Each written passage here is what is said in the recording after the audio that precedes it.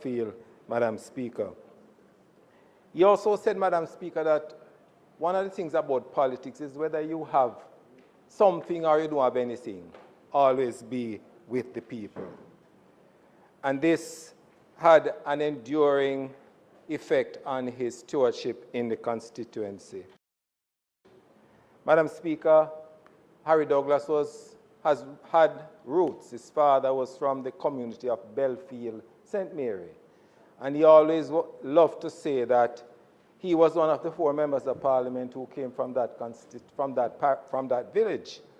His father was from Belfield, the late Ken Sterling, Horace Clark, himself, and myself, included as the 4th. Madam Speaker, he was a diligent worker, and he was one of those in his organizational capacity who was not necessarily swayed by floral reports about what is happening in the constituency. He had to dwell deep and drill deep down to understand what was happening there. A more loyal comrade you could not find, Madam Speaker. A community man and a constituency man. Harry was one of those who worked, and as was said before, for the development of the Anoto Bay High School. For many, many years, Madam Speaker, there was a sign at the site, the future location of Anoto Bay High School. And that went on for many, many years. But Harry, due to his tenacity and his stick-to-itiveness, pressured then Minister of Education, Maxine Henry Wilson, to have that school constructed. And it was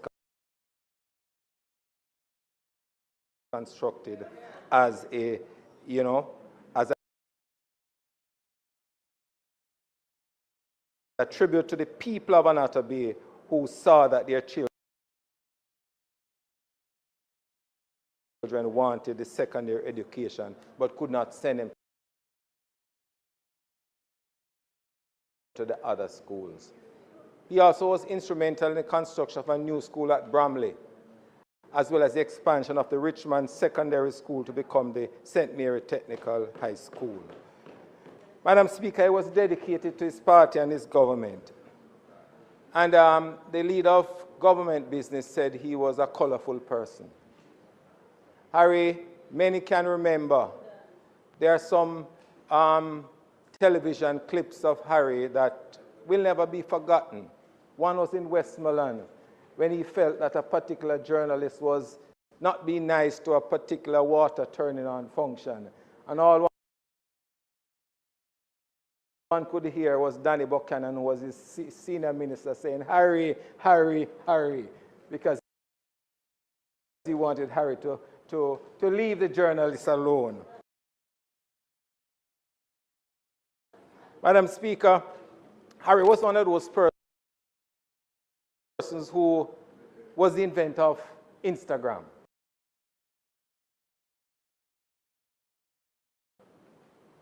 When he was minister, he was one of those persons who had someone listen to every talk show that was going on. And as soon as there was something about his ministry or his constituency, he was on before the person even hung up, And there are some classical ones about exchanges between him and Mrs. Gludan, which we will not speak about here today. As was said, he was known as Peep in his constituency, because whenever he couldn't stop, he would give 2 toots at the horn, Peep. Madam Speaker, I recall in 2002-07, when we were government on that side, and a certain opposition spokesman on finance, who is sitting across here, remember, from Southeast, Northeast Manchester, was seated in the 3rd seat down here. And he was there alluding to what was known then as scandals by the administration. And he was on his feet waxing one day, Madam Speaker, and Harry Douglas came in the Parliament and stepped up on the 3rd row there and looked across and saw him and said, "Columbus, the discoverer, the Nina, the Pinta, and the Santa Maria soon sink with you." He was that colorful, Madam Speaker. In fact, Madam Speaker, we remember him when he went to a Notre Bay hospital as Member of Parliament one day to tour. And when he went into the kitchen of the hospital, Madam Speaker, it was reported in the newspaper that Harry said, "My cat, Catherine, would never eat out of a kitchen like this." Madam Speaker, the next day, the cartoon had a picture of MP Harry Douglas driving and a cat strapped in the back of his vehicle, which was supposed to be Catherine.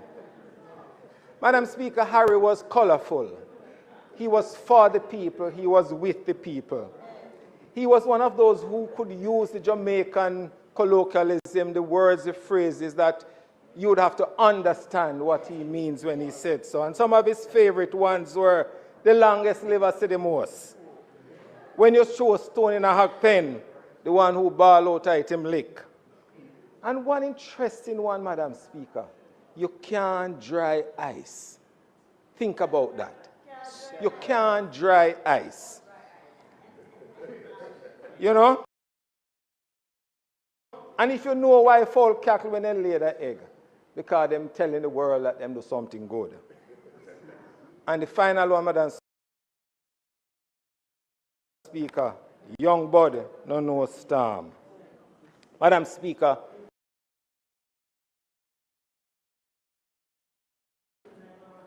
a more colorful parliamentarian and member of Parliament in the grassroots you could not find than Harry Douglas. He has served his people well.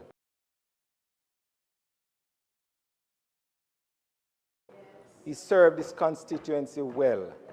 The constituency of Southeast St. Mary is grieving for his loss because Harry was part of them. We will always remember him. And Madam Speaker, I want to express condolences from the parish of St. Mary to his wife Venice, his children, the rest of his family, and indeed the political family in Southeast St. Mary. May his soul rest in peace and light perpetual shine on him.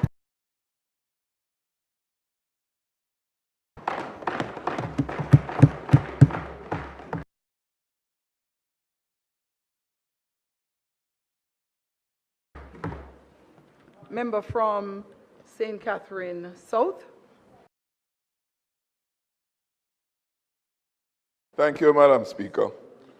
I join my colleagues in bringing tribute to our former colleagues here,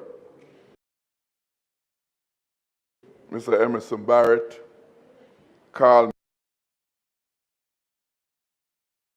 Miller, Harry Douglas,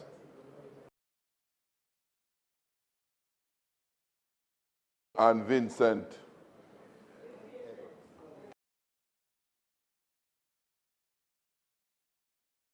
popularly known as Vin Edwards.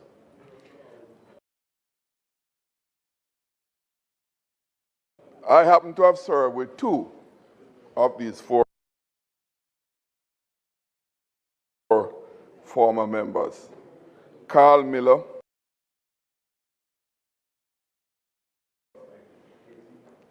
for one term,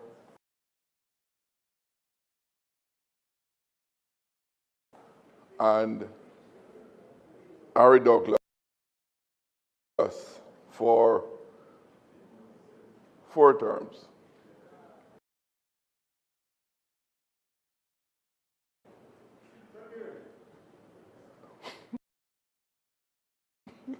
No, while he was in this house.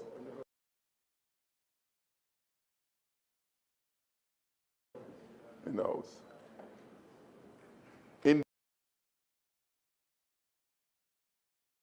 Indeed, for Carl Miller, we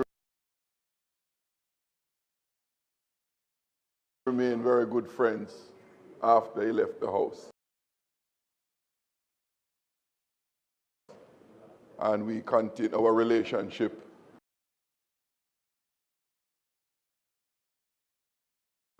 continued until his passing.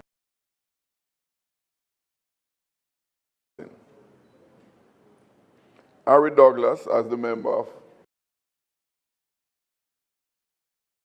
from Central St. Mary indicate, is somebody you could never not know and feel close to. Harry was just Harry. Affable, sincere, and I want to underscore sincere. And those are some attributes which I think all of us can learn from and build on. I have learned a lot from Harry Douglas as a member of parliament and as a politician on the ground. He caused me to learn as member from Central St. Mary said, if you stay close to the people, they'll never leave you. And I can verify that that's what has contributed to my being in this house up to now. Being close to the people and remain belonged to them. And out of that experience, you can better understand and appreciate their feelings, their sensitivities, their needs, and of course, improve your ability to represent them. Vin Edwards served in Western St. Mary. I knew him after his tenure as a member of parliament. But I knew him since I started my time as a political activist in Portmore, and indeed throughout my whole political life in Portmore. He lived in Portmore, and as such, he has been an active part of the Portmore community, and as was mentioned, the racing fraternity. I dare to say he was a major foundation in the racing industry in Portmore. And by extension, contributed greatly to the social and economic life of Portmore, because the horse racing industry is a significant part of the Portmore economic landscape. And he played an active role for many, many years. I'll say this too. If it wasn't for Vin Edwards, on many occasions, we would not be able to keep the industry, some stability in the industry, because he has a way of relating to all the various stakeholders. Some of them find him a bit cantankerous at times, but he's very stern when he believes in something, but very affable. And the funny thing about Vin is that he can be that stern, but he has that smile. In fact, just before coming here today, I was on the telephone with his wife, and I was reminiscing about that smile of Vin, how enduring he was, and how he was able to cause you to feel comfortable in his presence. So indeed, he has made a tremendous contribution, even after his tenure in this house, to the Portmore community. I can speak of, and no doubt, in many other communities like in St. Mary, where he had some strong linkages. The people of Portmore, and in particular the racing fraternity in St. Catherine, mourn his loss. And they, on the appropriate occasion, the leader of opposition is aware of, will celebrate his service in that, to that community and that industry. Carl Miller. Carl Miller was a special human being. You have to really know Carl and interacted with him to appreciate that person. Again, his very presence, being in his midst, is an experience by itself. And I mentioned about these human characteristics of these persons, Madam Speaker, because as members of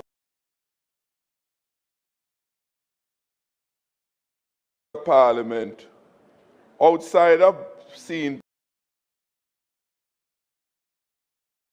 to the repairs of roads and other infrastructure, one of our responsibilities is to contribute to the cohesiveness within communities and among people. And those characteristics are critical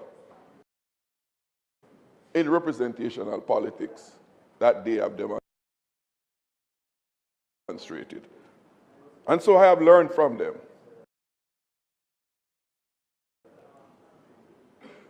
And they have caused me to be a better representative. So I give tribute to them, as we celebrate their lives. And I want to convey my condolences to their respective families and their respective communities, church communities, home communities, etc., that they relate to. They no doubt are mourning their losses, and we join them, not in mourning their losses, but to celebrate their respective lives. May their soul rest in peace, and light shines perpetually on them. Thank you, Madam Speaker.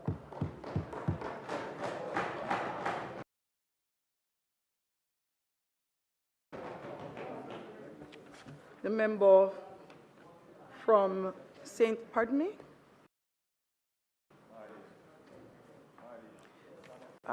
That's House Leader. Members, the mics go on one after the other. For tributes, I really do not want to ask you to be brief. But if we're not careful, you'll be doing tributes for the entire session today. So next is the member from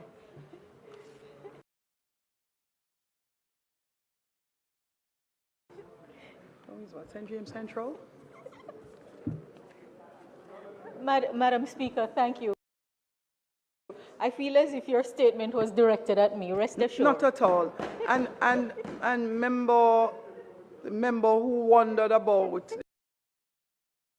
the speed at which his mic was being turned on, the speaker has no control.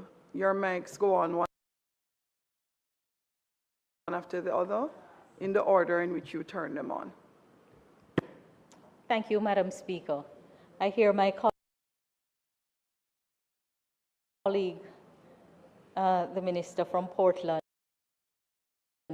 wondering aloud whether I knew any of the deceased.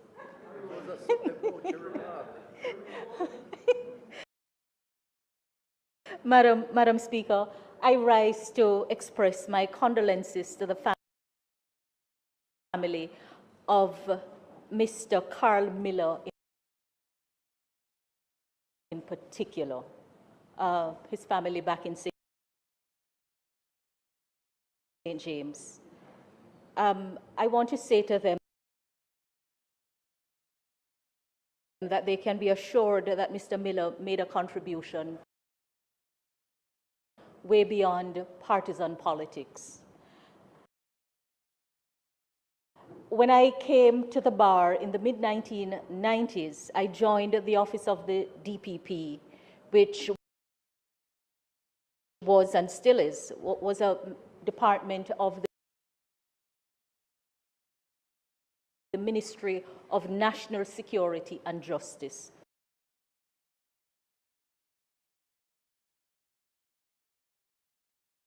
The two ministries were joined at the time.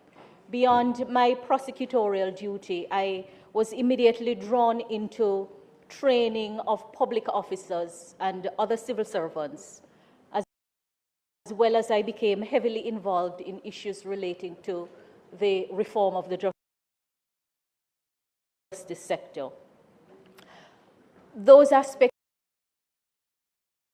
of the work, Madam Speaker, brought me into close contact with the leadership of the Ministry of National Security and Justice. And that is where I encountered Minister Miller, as he then was, along with his senior minister,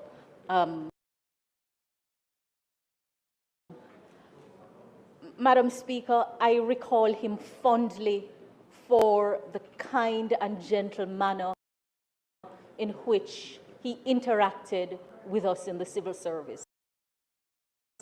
And I think it is a lesson for all of us who serve politically to learn that our work is not just restricted to the political realm, that when we are entrusted with these high offices of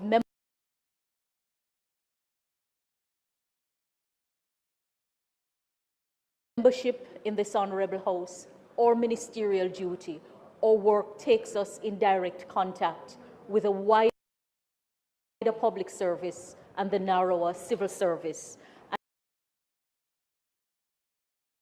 And in those times, Madam Speaker, resources were scarce and the conditions of service in the justice sector were harsh. Some of the things that are taken for granted now were the wish lists of those of us who came into the system at the time. And so I interacted frequently with Mr. Miller, and I recall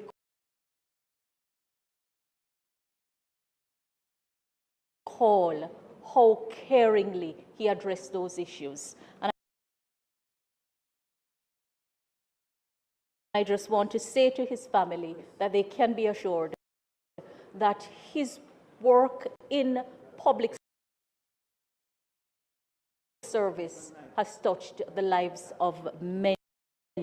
May he truly rest in peace.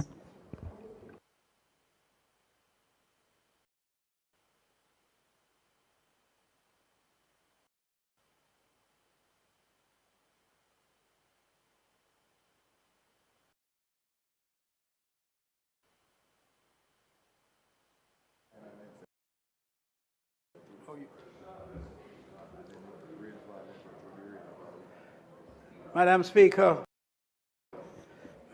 I rise to pay tribute to 4 former colleagues, one not being a colleague from the House, but in the fraternity to which I belong, we were very close friends at the racetrack and between farms, etc. So I start with Vin Edwards. Vin was a tremendous enthusiast and a most knowledgeable person in the field of horse racing and training. He was successful in that he trained 4 of the best horses ever to run at Caymanas Park. It so happens that I ended up owning 2 of them later on. But he was a person, not only did he know the industry, but he was ably supported on a daily basis by his lovely wife. You could never go to one of the stores, supply stores, and don't see them together. They were inseparable. And so I extend to his dear wife my deepest condolences from my family to her. Carl Miller was a good friend of mine. We became very good friends. And the thing I appreciated most about Carl is that he had a great sense of humor. If a person in this place doesn't entertain and support a great sense of humor, this place will at times drive you insane. Carl was a great figure of relief for so many of us. In the midst of a heated debate, he would inject something about the subject being debated that would make you laugh and forget your troubles. He was a nice person, a thoughtful person, a helpful person, and I've always wondered how he was doing. And to know now that he has passed on, I really have to say how meaningful his contributions to this honorable house was. Emerson Barrett. I have known him, or I knew him for many, many years, but I really knew him by his nickname in Israel, St. Andrew. They called him Water Boy. And the reason they called him Water Boy is because he was famous for his contribution to providing water when he was a councillor. He ran unsuccessfully against David Lindo, but just by way of an experience that illustrates the nature of the man was one night at my house in Gordon Town where I lived. We had this party, and a neighbor didn't like the sound of the music, it was too loud, so they ran into the house, pulled off the turntable, dropped it on the ground, and took off through the door. I don't know who, but somebody fired a shot in the air, and the police descended on the house, on the compound. We had there in attendance Louise Bennett, Honorable Louise Bennett, and we had Janad Barrett, who was then acting mayor. And the police, who was in charge of the detail, came in and said, "Who is Samuda?" And Janad got up and said, "Officer, I am the acting mayor of Kingston St. Andrew, and I'm here to tell you that we are all Samudas in this house." You have no idea of the impact that had on all those who were present. That's an era that has passed. You won't get that kind of sentiment expressed at this time anymore, it seems to me. So I respected him, I liked him. He was a very considerate man, hard-working member, strong supporter of the People's National Party, indeed represented them in Israel, St. Andrews, a council, and was in this house as a member of parliament. He was a wonderful person, and to his whole entire family that are stationed in Gordon Town, I extend to them our deepest sympathies. So I turn now to Harry Douglas. Harry was easily the most humorous man who has ever come in this house. The way he spoke, the jokes he gave, the anecdotes, all of it was a nicely woven package that made him so endearing to anybody who met him. You just simply could not dislike Harry Douglas. It so happens that we have something in common, and I know perhaps you're going to say something on it? Yeah, I will. Yes. My son, Harry's son, and Derek Smith's son, one of whom is in the house, we'll speak afterwards. They became friends at school, sharing parents sharing different political perspectives. One of the parents, of course, shared on both sides, so it's hard to determine. Which one? which one was more appealing to them. But I will say this, they have over these many years. When I got the call, it was from my son Jordan, who was in class with them. And he said, we just had a three-way conversation. All three of us, two Dwaynes and one Jordan, met on the phone and expressed their sympathies to his son Dwayne and recalled some fine moments that they had as youngsters. So, Madam Speaker, I wish to join everyone who has expressed their sympathies and their support and some recollections that are encouraging and can only move us forward. So let us thank God for their lives, thank God for their contributions, and may their souls rest in peace. Thank you.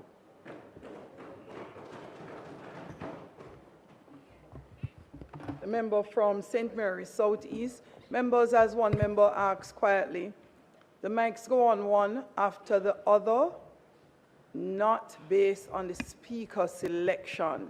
Since we implemented this new mic system, once your mic is turned on, then the machine picks it up one after the other.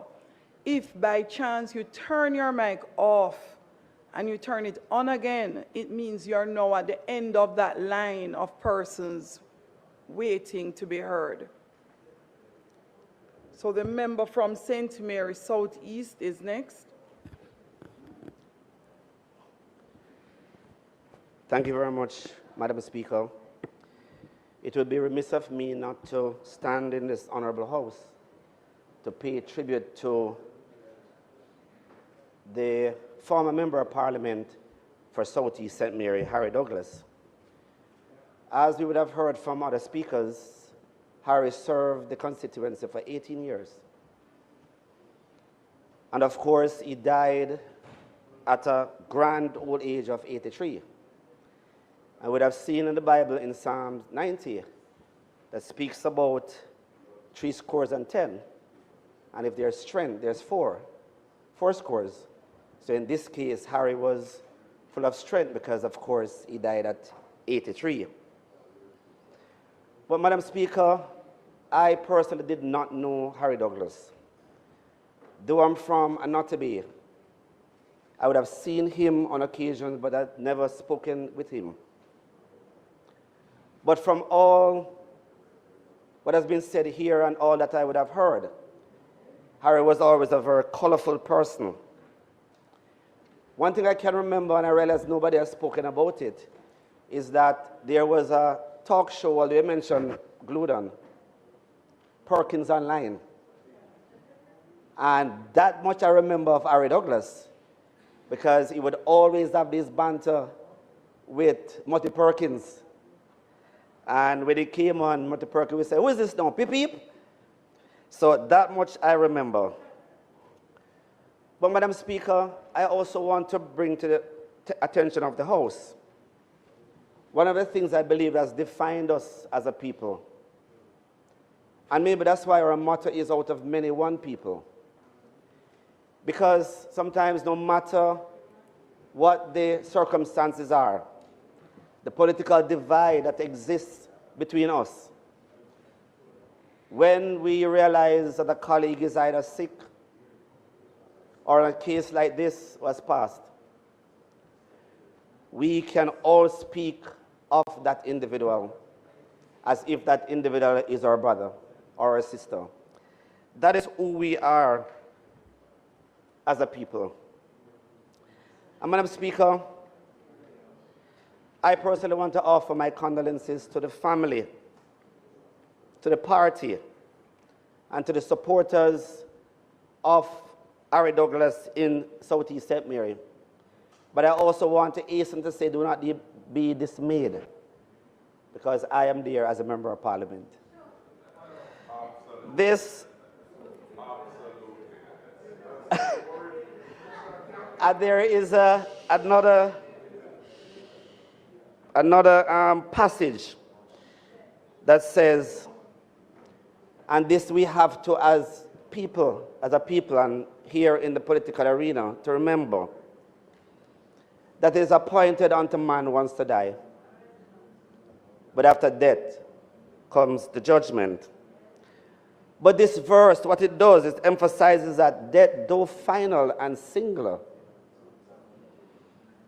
and we know it's inevitable, it suggests that death is not really the end, but a transition to another reality. So maybe some of us will see Harry again. And there's another point I want to make, is that sometimes we're vilified as politicians by a cross-section of the population. But when we serve, I believe we always serve in the best interest of people. Always. And there's a saying that says, when men on earth has done their best, only angels in heaven will do the rest. So I want to say on behalf of the people of Southeast St. Mary, we will all mourn with you, but we understand that this is a natural part of life. And we offer our deep condolences to the family and supporters. Thank you. Thank you, member. Next is the member from St. Catherine Southwest.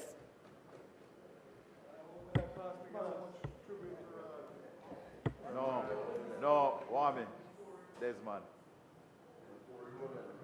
No, Desmond. Warmington's my cousin, you know. You turned it off. Oh, you hit the wrong one. No, it was very deliberate, member, to turn on the next one. Yes, member. Yes, so you turned off your mic by accident. Let me take a look. I have a good enough idea. No, but three. Who else? No, the member from Kingston West next. Then we'll take you, member from St. Catherine Southwest, and then the member from St. Andrew Southeast. You don't turn on your mic by any chance, member. And then the member from St. Mary, St. Mary Western. And members, though the standing orders do not stipulate the length of time for tributes and the number of tributes, in the interest of time, we have a long agenda today, and I'm imploring you to wrap up the tributes. Minister Mackenzie. Thank you. Thank you, Madam Kingston. Speaker. I want to make my contribution as quick as possible. Vin Edwards, Madam Speaker, was someone who I knew because of the racing industry. His political journey was one that I didn't enjoy much because of the side that he chose. But in terms of his activities in racing, he was someone who was well respected. And the industry, as has been said before, has lost an outstanding son. And I want to share in those sentiments as it relates to the late Vin Edwards. Carl, my good friend Miller, someone who I enjoy a good personal relationship with. I can recall on many occasions the various discussions that we would have around cricket. And he was an ardent cricket fan, and we used to meet at Sabina Park. And we'd have had long discussions about the game. And it was all good fun. I want to personally, Madam Speaker, reach out to Sandra Hill Miller, Carl's sister, who I have a very good relationship with, and to express on my behalf of my personal condolences on his passing, and to say to her, encourage her to be strong, because Carl did play an important role in shaping Jamaica as one of the outstanding politicians. I never had the chance of serving with Gennard in the KSAC. He was a couple of years before me. But I did enjoy, when I served as mayor of Kingston, the benefit of his experience when he served as mayor. And I believe the KSAC, now known as the KSMAC, has been blessed, Madam Speaker, in producing some outstanding councillors who went on to become ministers of government and has contributed significantly to Jamaica's development.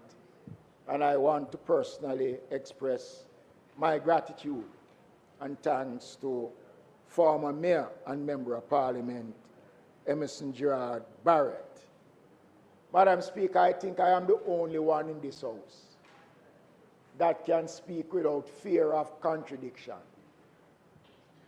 about Harry Douglas, because we started together in 1977 when he replaced Douglas Graham as councillor for the Raytown division of the KSAC.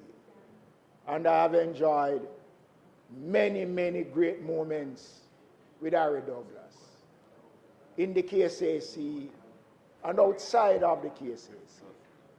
And as been said, Madam Speaker, his contribution, not just to being a member of Parliament, but as a councillor, was outstanding. And we have shared many great moments, Madam Speaker. And today, I want to join in the parade of those who are expressing appreciation for their contribution.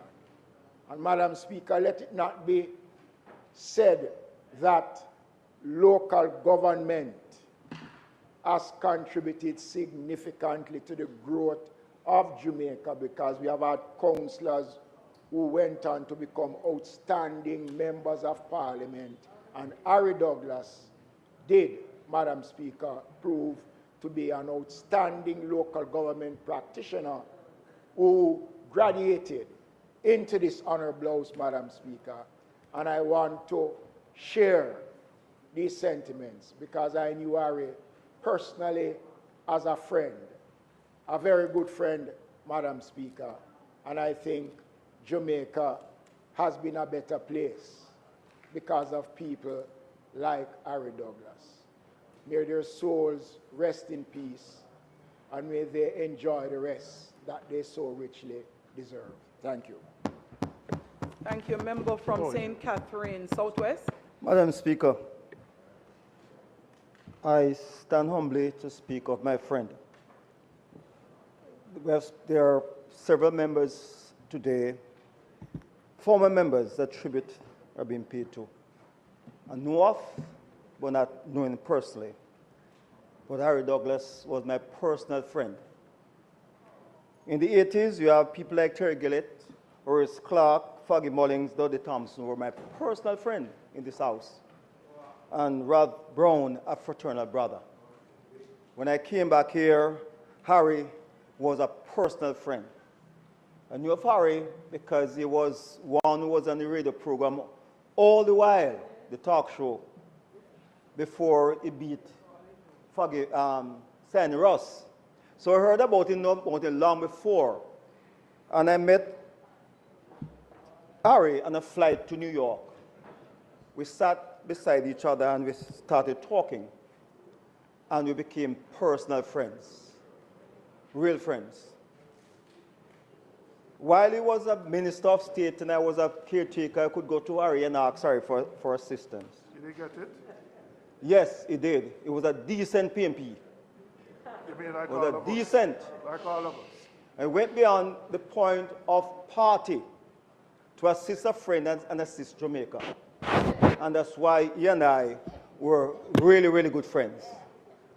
And today, I honor the memory of an honorable man, Harry Douglas, who has been a personal friend. Madam Speaker, I'll be honored if I'm allowed to attend the funeral of Harry Douglas. The problem I have, Madam Speaker, is that on that side, when the funeral becomes a PMP rally, but I hope I'll be able to attend a funeral service and not a rally. You know I'm correct, but I'll be honored, Madam Speaker, if I'm allowed to sit and honor my good friend, my personal friend, as we lay him to rest. Thank you, Madam Speaker.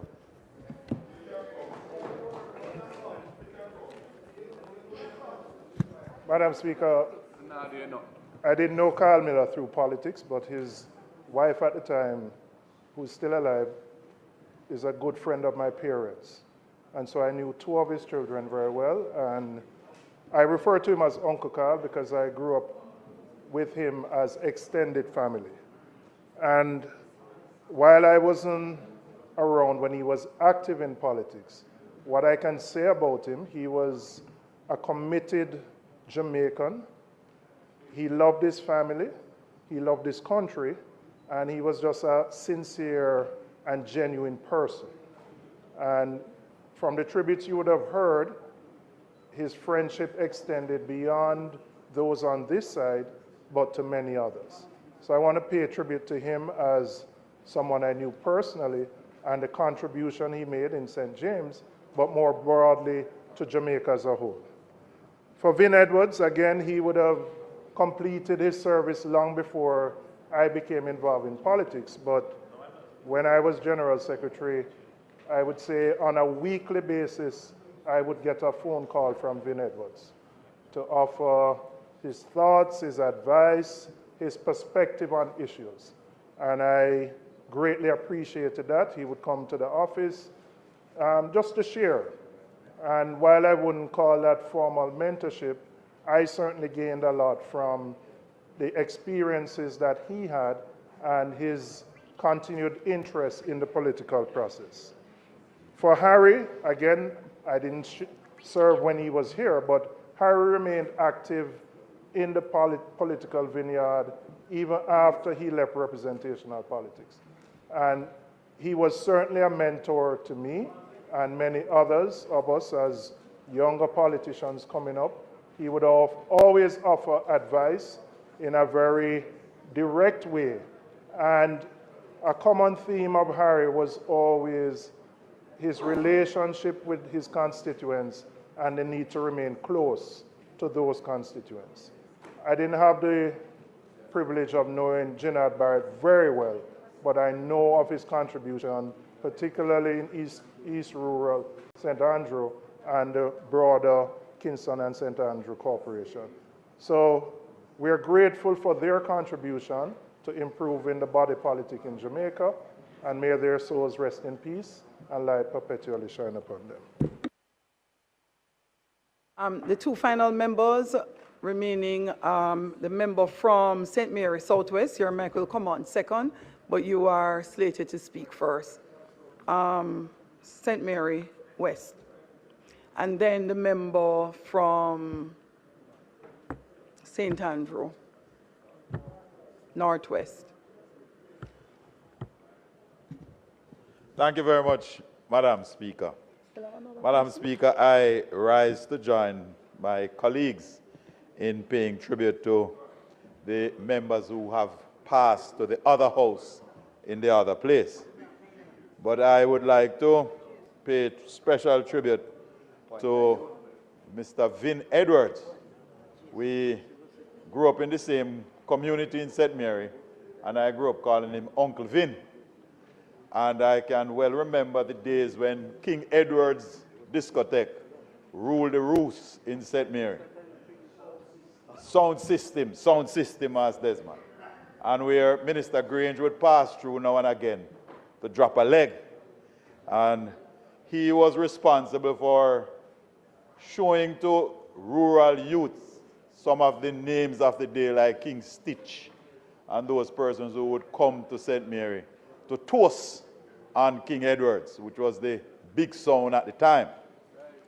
Uncle Vin's also, a lot of persons don't know, got himself into the transport business, and his brother Edgar took that on, having riding west. And Billy Red were the names of his buses, taking us to St. Mary High School. And the Edwards family is still very strong in Western St. Mary. And he served as councillor for the Boscobel division. And then in the by-election after the unfortunate passing of A.J.R. Byfield, Vin Edwards became the Member of Parliament. And I remember in the run-up to the 1980 elections, a number of about 4 carloads of misguided comrades turned up at our gate. And before they could show their true intent, Uncle Vin was on the spot, asking them what they were doing and ordered them to leave. The community, of course, will miss Uncle Vin, and we will have our appropriate celebrations of him in the community of Pembroke Hall. Harry Douglas, Madam Speaker, as it has been said before, was a character all by himself. When I became a councillor, Harry called me, was one of the first persons to call me on the very night of election, to say congratulations. And then in the 1998 parish council elections, when I became the only JLP councillor for the parish, he called me the day after to say that I should pattern his pathway, because when things are impossible, you can find a way. In the 2003 elections, when we had the majority, he called me again the night before swearing in to say that he heard a rumor that I would not be mayor, but he's going to make sure that I was the mayor. Because there's a tradition in St. Mary at Parish Council that the side with the minority doesn't turn up at swearing in. You come at the first meeting of council to swear in. It's just a tradition that has been there. And Harry Douglas called me to say that the 5 PNP councillors at the time would be in Port Maria in case I needed them to vote for me to be chairman of the parish council. I will never forget that. And my first week as mayor, he came to visit me, and he gave me 2 bits of advice, which I have taken. He said, people are going to be detractors, people are going to say good things and bad things about you, but always ensure that they spell your name right. The second bit of advice he gave me, he says, as mayor, you must ensure that the police deal with police matters. You are not a police. So if anybody thief at the parish council, don't make nobody come to you and beg no chance, and you go try work around it. Report it to the police. And I have reported many at the parish council, because the police must do what the police must do. The parish of St. Mary well remembers Catherine, the cat. And we will remember his advice to all politicians in the parish, whether you're a JLP or PNP. Harry Douglas was that kind of person, that mentor. And he would tell you that if you're having a difficulty, if you feel depressed, if there was any issue, give him a call.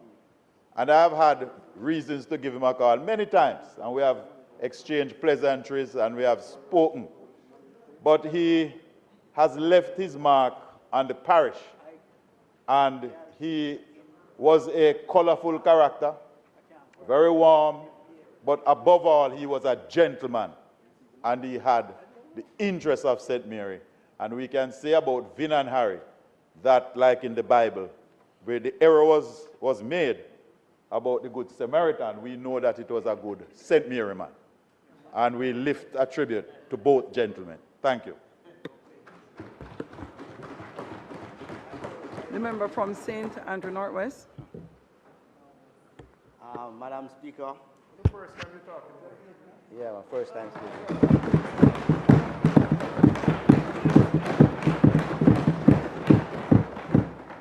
I wish speaking for the first time would be a Member, happier something time. is going wrong with the mics. No, it's just not coming on. It's turned on from here. Turn the mics off again, please, everybody. It's on now? Okay. Yeah, Madam Speaker, I rise to give brief greetings, a brief tribute to my good friend, Harry Douglas, Madam Speaker. Harry Douglas and I have been friends. Harry is eldest son, and I have been friends best friends for just shy of 30 years, Madam Speaker. Madam Speaker, in Harry Douglas, like me, what you see is what you get. There's no ambiguity with Harry Douglas, Madam Speaker. Madam Speaker, in these 30 years, as you can imagine, Harry and I have had many, many conversations about politics, and we hardly agree on anything, Madam Speaker. Madam Speaker, like Harry and I have a lot in common, Madam Speaker, where we started our political career at the KCAC. And Harry worked hard, stuck with the people, and continued to rise through the political ranks, Madam Speaker, a trajectory that I also aspire to emulate. Madam Speaker, and surpass. Thank you.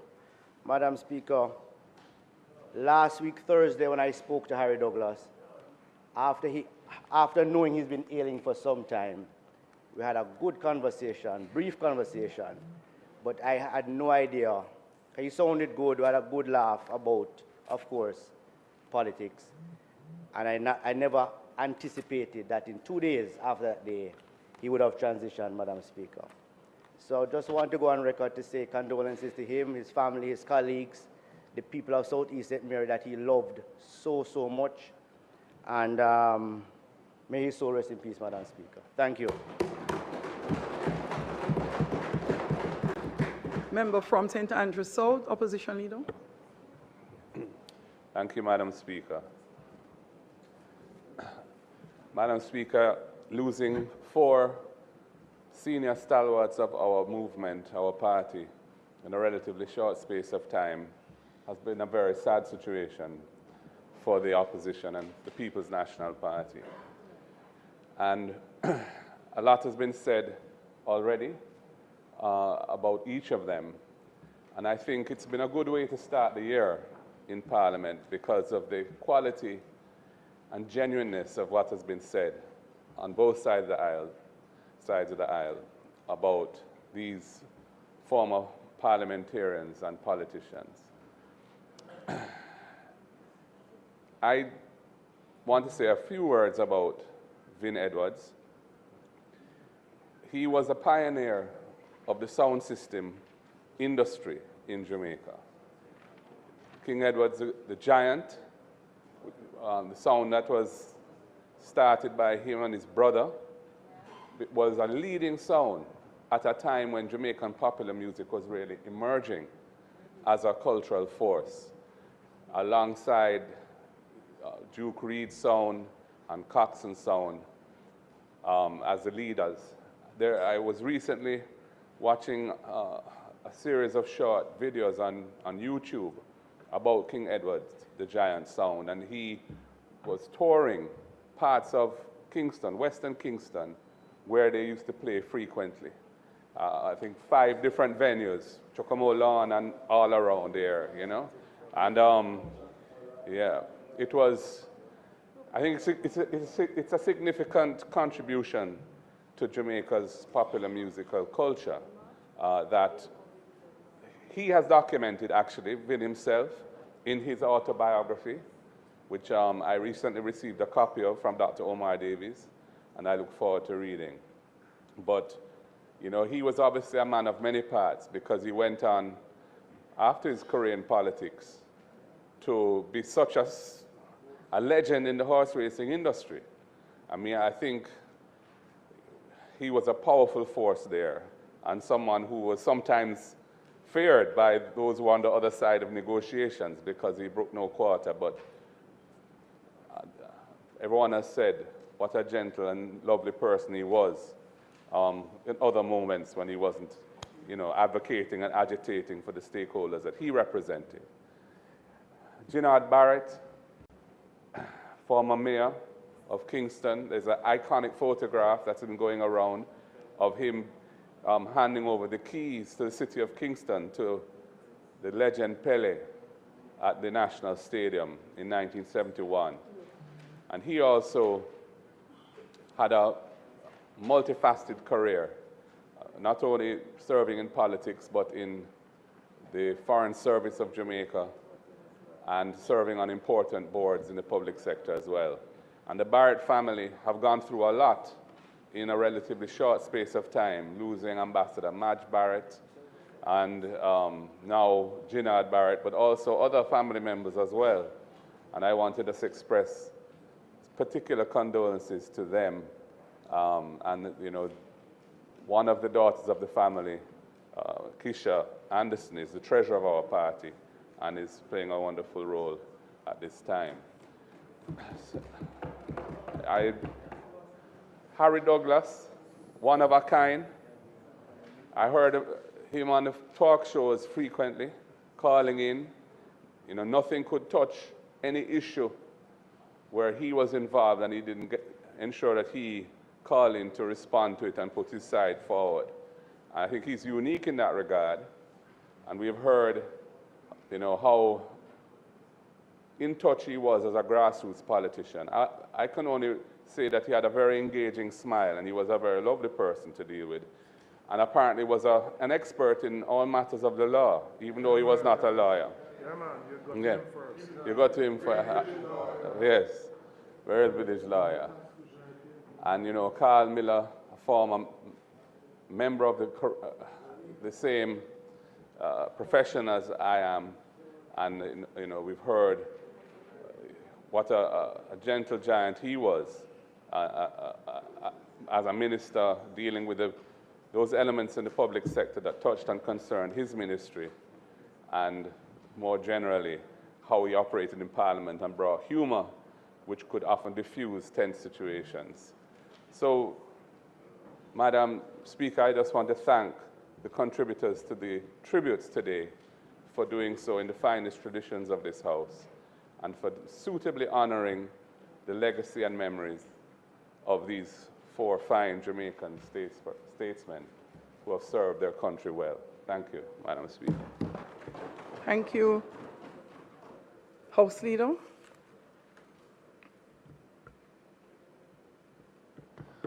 Madam Speaker, the agenda today, as you have indicated, is fairly long. The Minister of National Security and Deputy Prime Minister is scheduled to make a statement by Minister, and then, of course, the program will move accordingly. Madam Speaker, the member is in the precincts of the House, and I have no doubt he perhaps is hearing my voice as we speak. But in the event that he is not able to be present at this moment because of exigencies of a sort or another, I would invite you to proceed with the agenda as stated.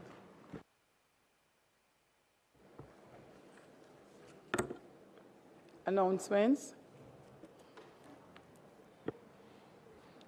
Laid on the table of the House are the following: annual reports of the National Council on Education for the financial year 2016-2017, annual reports of the Jamaica Library Service for the financial year 2011-2012, annual reports of the Early Childhood Commission for the financial years 2013, 2014, 2014, 2015, and 2016, 2017. Annual reports of the Maritime Authority of Jamaica for the financial year 2020-2021. Annual reports of the Auditor General's Department for the financial year 2023-2024. Auditor General's Department Performance Audit Report, Managing Government Social Benefit Programs. The annual report of the Tourism Enhancement Fund for the financial year 2023-2024. The report of the Integrity Commission Oversight Committee on its deliberations on the reports of the Integrity Commission. The Financial Administration and Audit, Authorization to Purchase Shares, Inter-American Investment Corporation Resolution 2025, Jamaica's subscription to available shares under the Inter-American Investment Corporation Second General Capital Increase under the Financial Administration and Audit Act. Annual report and audited financial statements of the Rural Agricultural Development Authority for the year ended March 31, 2020. Along with its related ministry paper numbered 01 of 2025. Annual report and audited financial statements of the SCJ Holdings Limited for the financial year 2018-2019 and its related ministry paper numbered 02 of 2025. Annual report and audited financial statements of the Coconut Industry Board for the year ended December 31, 2021 and its related ministry paper number 03 of 2025. Annual report and audited financial statements of the Sugar Industry Authority for the year ended October 31, 2019 and its related ministry paper numbered 04 of 2025. Annual report and audited financial statements of the National Irrigation Commission for the year ended March 31, 2023 and its related ministry paper numbered 05 of 2025. The Auditor General's Department certified appropriation accounts under Head 4000 for the Ministry of Labor and Social Security for the year 2013-2014, and finally under Head 06000 for the Offices of the Services Commission for the financial year 2018-2019. Thank you, Madam Speaker. Thank you, House Leader.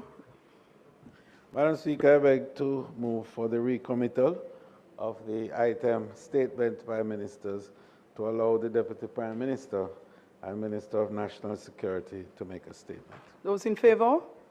Those against, the ayes have it. Statement by Minister, Minister of National Security and Deputy Prime Minister.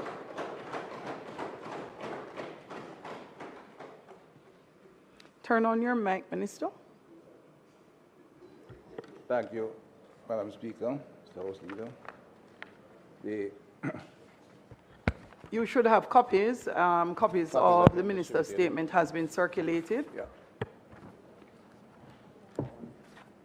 Madam Speaker, this being the first thing of the House for the candidate, let me first add my best wishes for a productive year. And good to see all my colleagues back in here.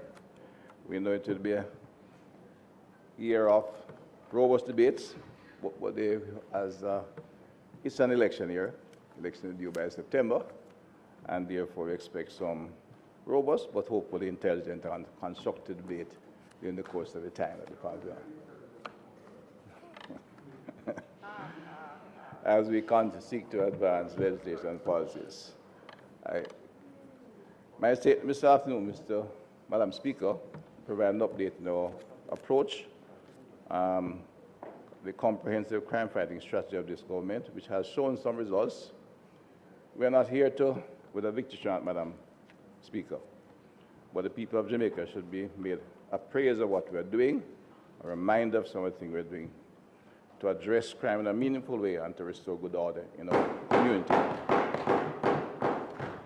In addition, Madam Speaker, a matter of this nature is one that should be interrogated and debated in Parliament, not in any special room outside by those who want to be security experts. Any call for further discourse beyond Parliament to suggest that the opposition is not carrying out their duty. While that may be true, it does not justify moving this discussion of such national importance to the effective crime fighting, Madam Speaker, is an expensive operation. And I'm not here this evening seeking credit for the good work that has been done by the police and the government. It takes cash to carry out security work, and I need cash. But indeed, Madam Speaker, the other member of the House who deserves full credit, the member from West Central St. Andrew and leader of the Jamaica Labour Party and Prime Minister, was demonstrated commitment and courage and leadership in difficult times in ensuring we maintain our policy commitment to the crime-fighting strategy that we have articulated. He took the country through the COVID-19 difficult time, demonstrated an outstanding quality of leadership, and at the same time, we took a country which has an extremely high homicide rate, and violence is common practice throughout Jamaica, unfortunately. But for the first time, a commitment was made by the government to strengthen our security force, invest in our people, and provide policies that would seek to restore peace and good order in our community.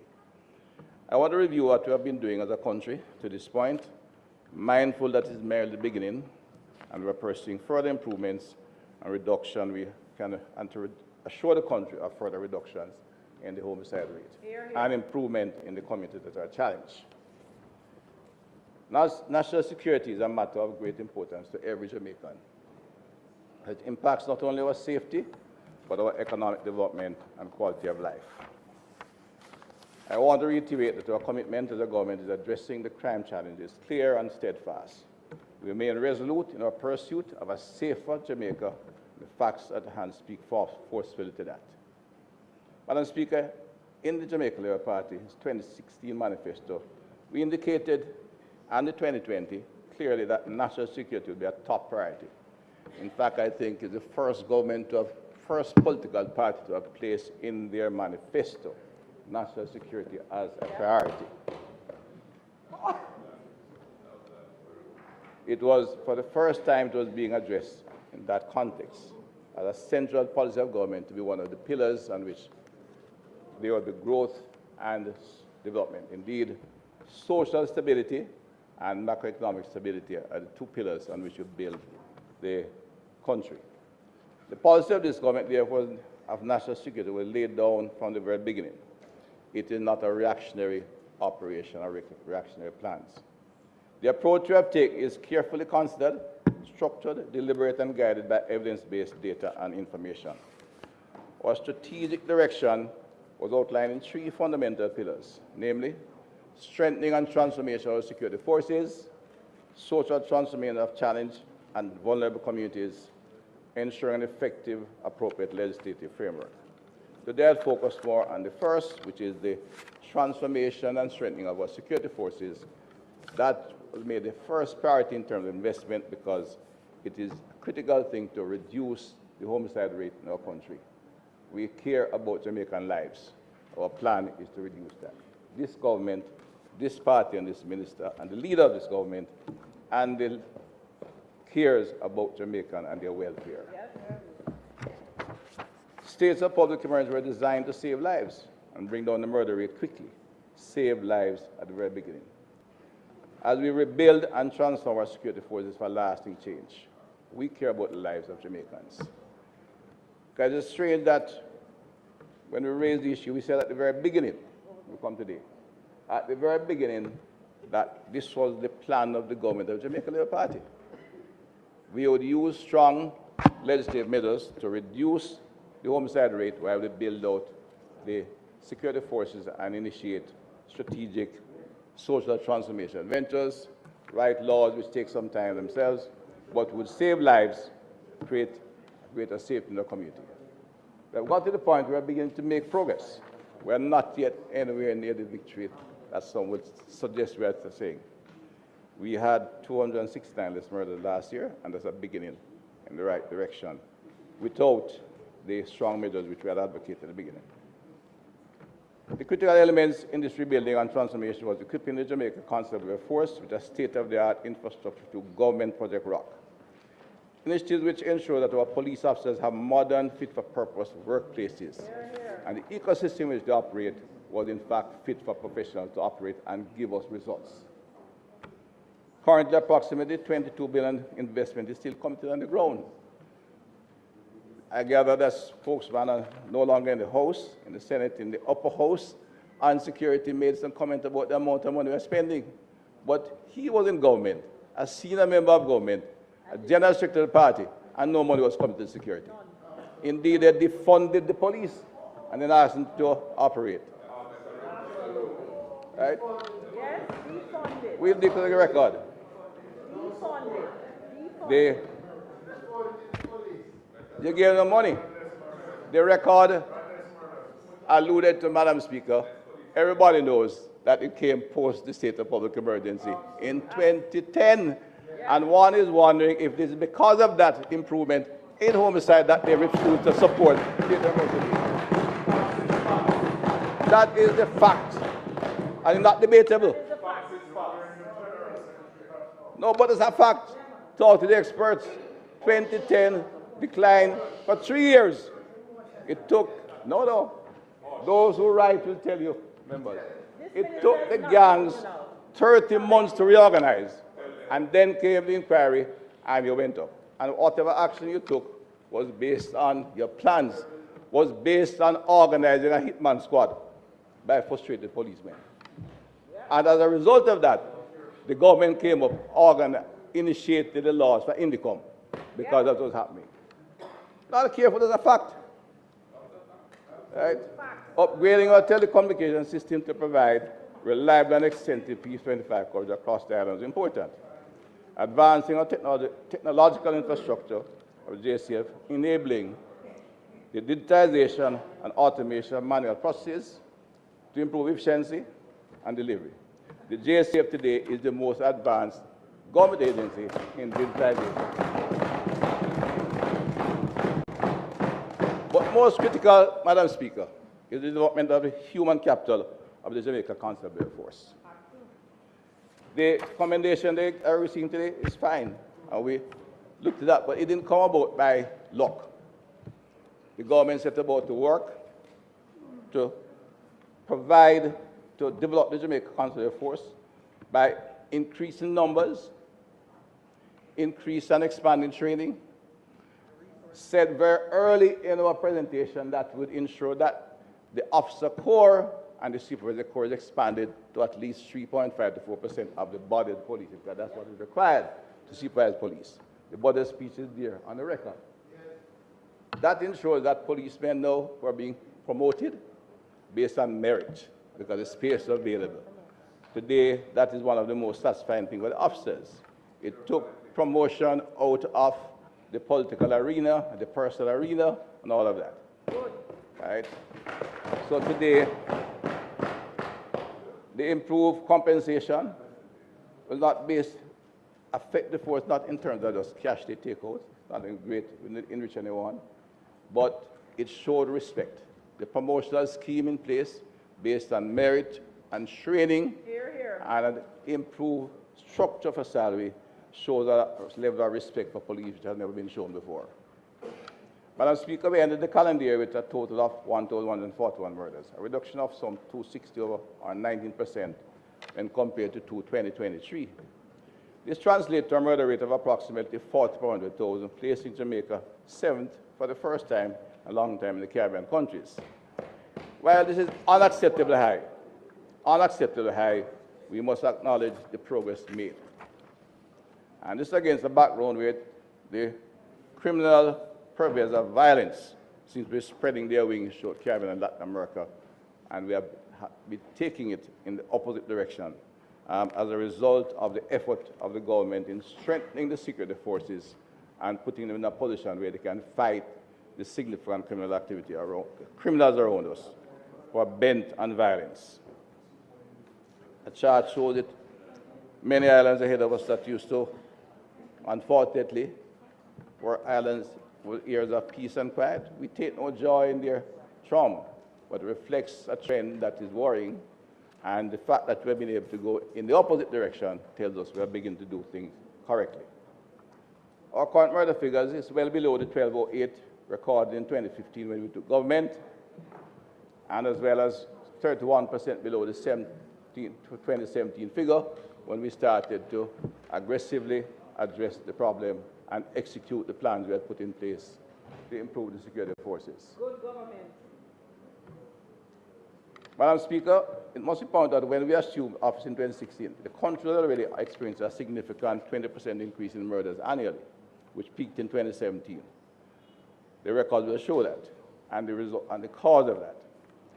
We are now seeing the impact of our deliberate and consistent focus on improving the security forces and providing them with the tools and manpower needed to undertake their critical mission of keeping our country safe and secure. We have adopted a highly systematic approach to disrupting criminal gangs as well. Yes. But it took the expansion of the force. Yeah. They are targeting high-risk criminals. The issue of doing so, as I've alluded to earlier, the approach we have today is nothing like what was done in the past. When small teams of police officers, almost a legitimate hit squad, because they were frustrated. They had no other choice. They had no tools to fight with. The stations were falling apart. In fact, the station in Savlomar, which is still being utilized somewhat as we build a new facility, the people are falling through the floor. It's a fact of anybody want to go there. One officer twisted their ankle. We had to send her home for some time, and because the character of the building in which they were operating was just unacceptable and, in fact, was not fit for occupation by any professional. We have changed all of that.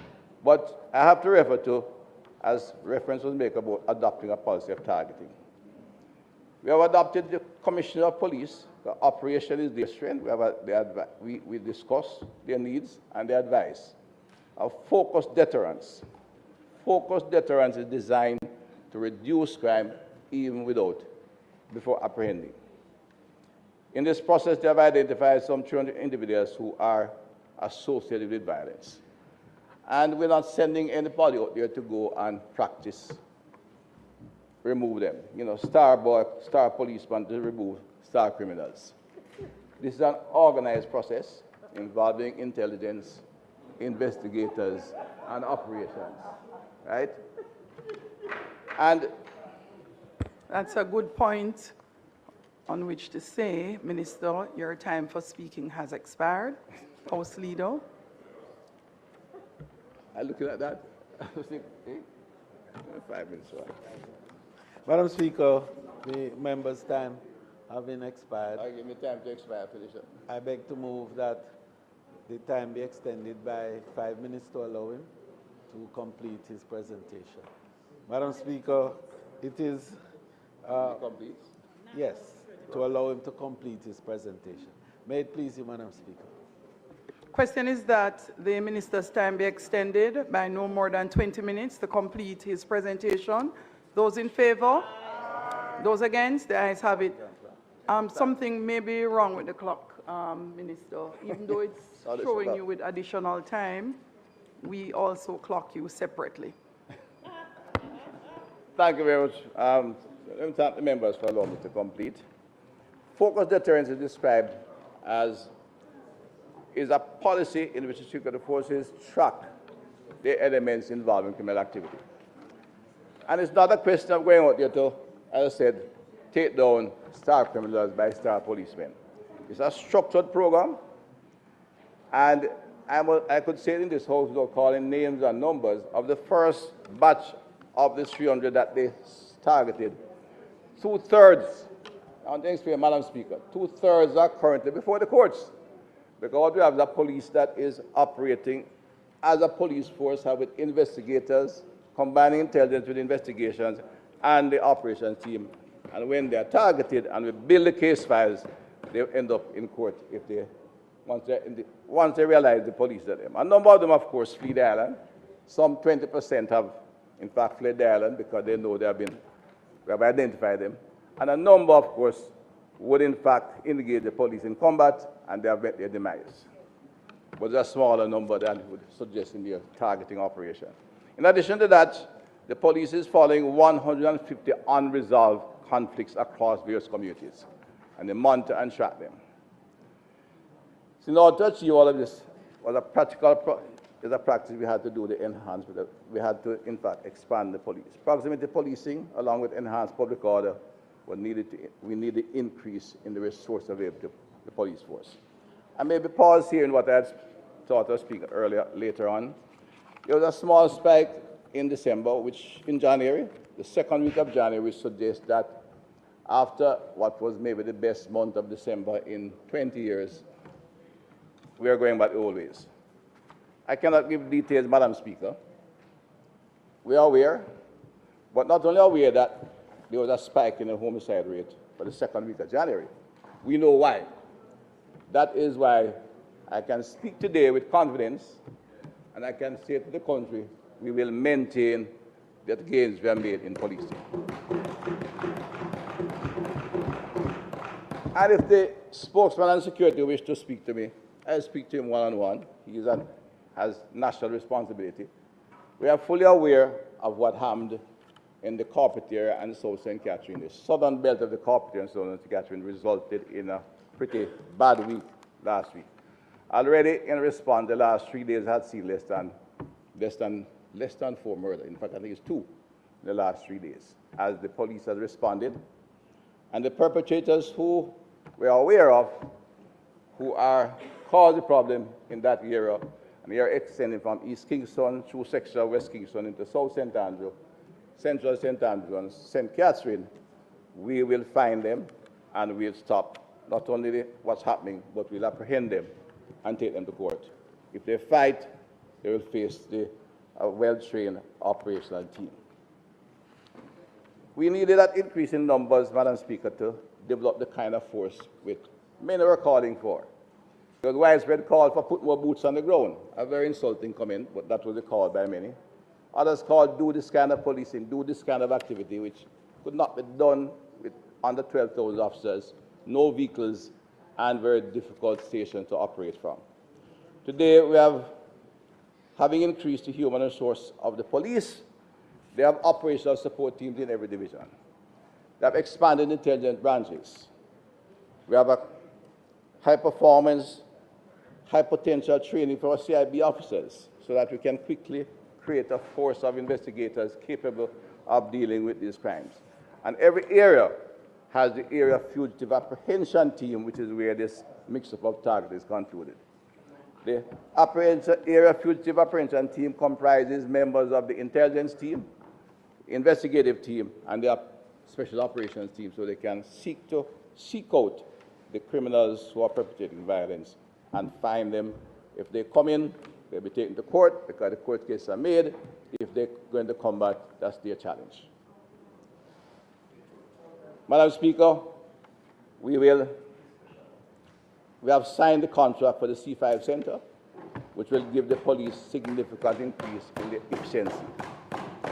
Command, control, communication, computer and cyber activity for intelligence, surveillance, and response. We are bringing the police force into the 21st century to deal with the criminals we have out there. The Jamaica Island Wide Network, we come to the build out. There was a little discourse in the public space. We are not, it is a new system. Every new system has its challenges.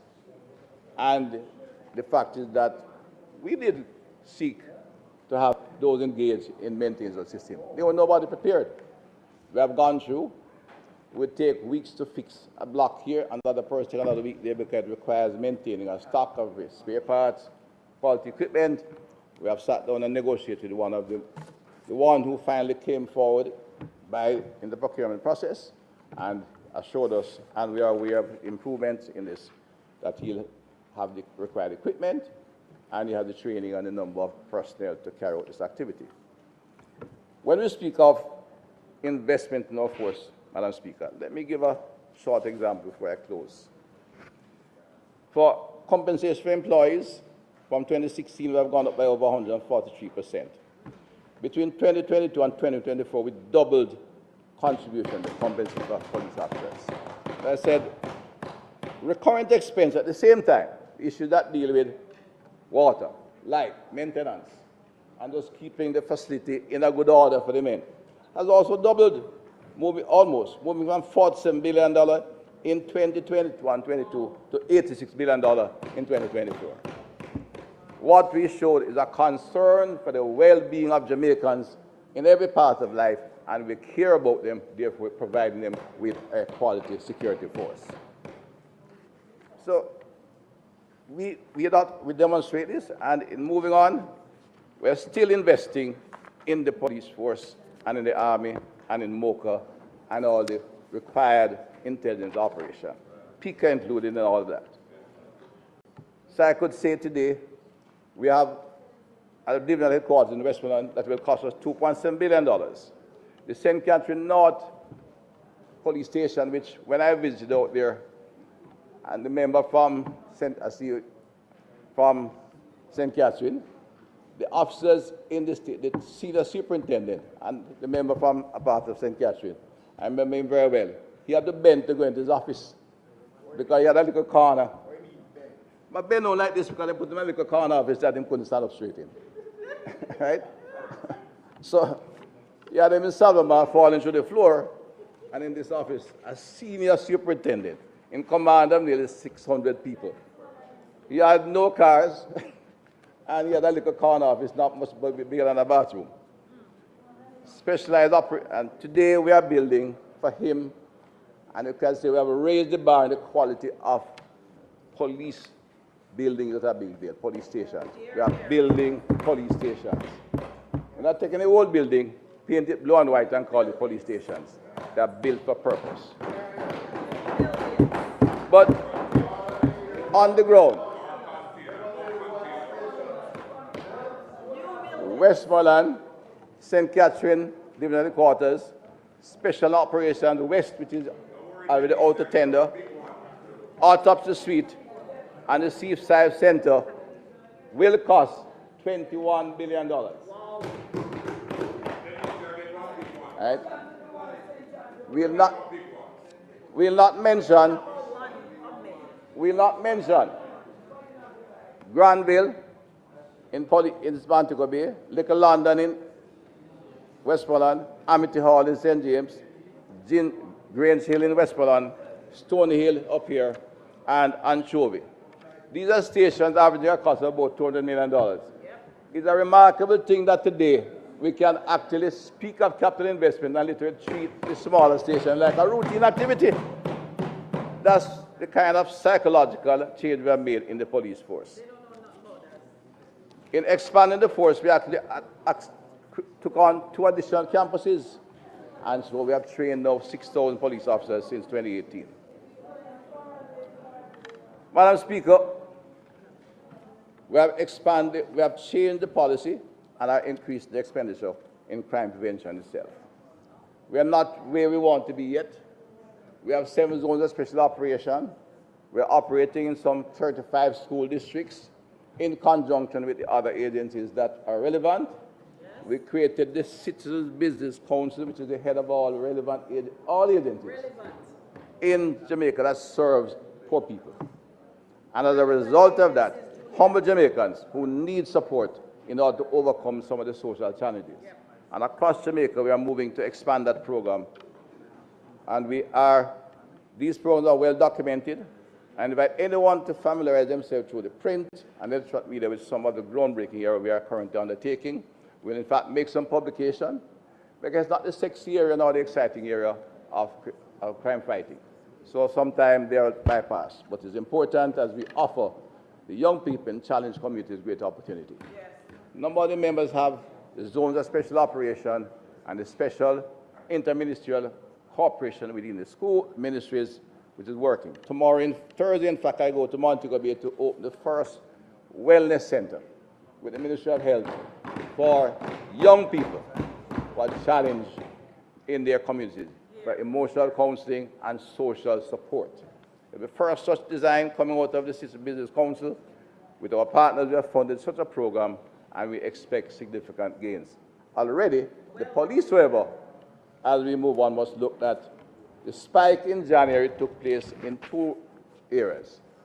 The Area 1, which used to be high, the highest point, St. James, Area 1, I think, has had about 80% less than they had in the last in the beginning of the year. In fact, year 1, 2, and 3 have shown have a less than 60% reduction in the beginning of the year.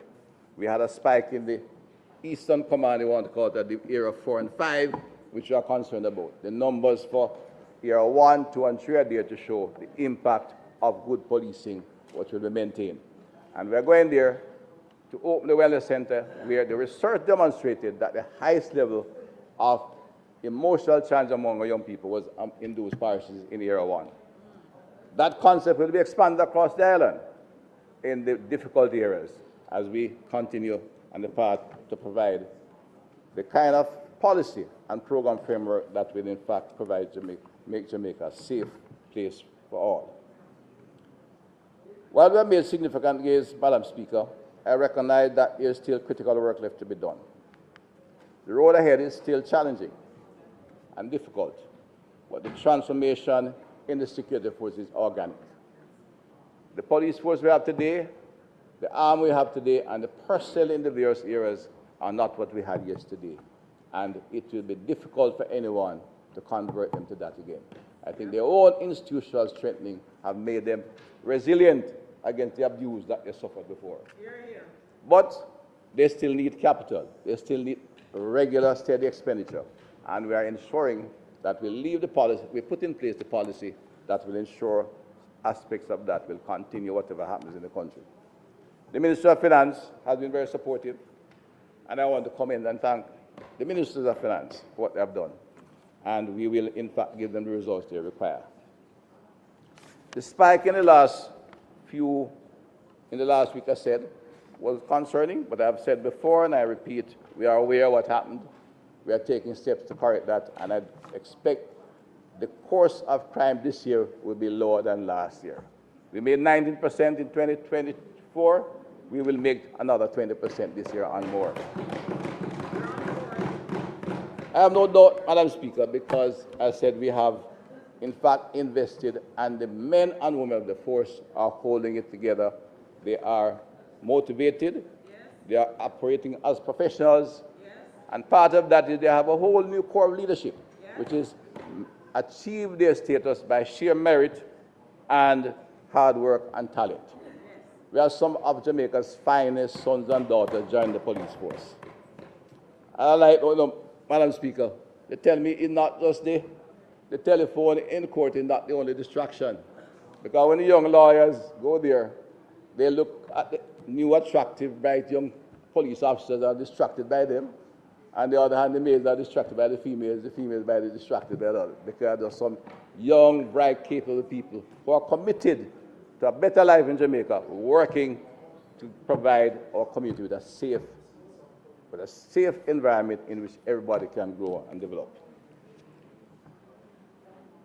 The national security superstructure of today is superior, manned by Jamaicans and built by our investments. This team is much better positioned than any other time in our history to build on the gains and achieve even greater success going forward. So that's why I come here today confident that I can speak that we are at a critical point, and that this security force will not allow the kind of wild mayhem that took place at some point to restore in our society. I have a confidence they will, Madam Speaker. I want to reaffirm, however, to Jamaicans and to the members of the security forces, this government's unwavering commitment to making Jamaica a safer place for all citizens.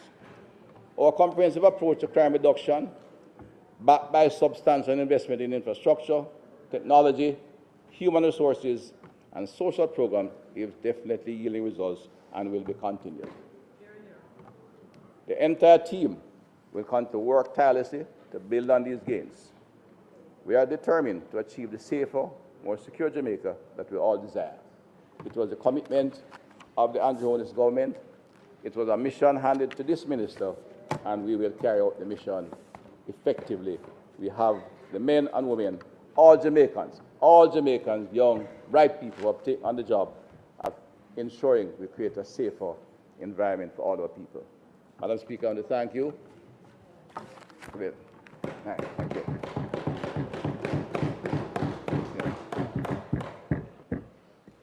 The member from St. Andrew Southeast will respond. Thank you, Madam Speaker. I really have a very specific question for the Minister.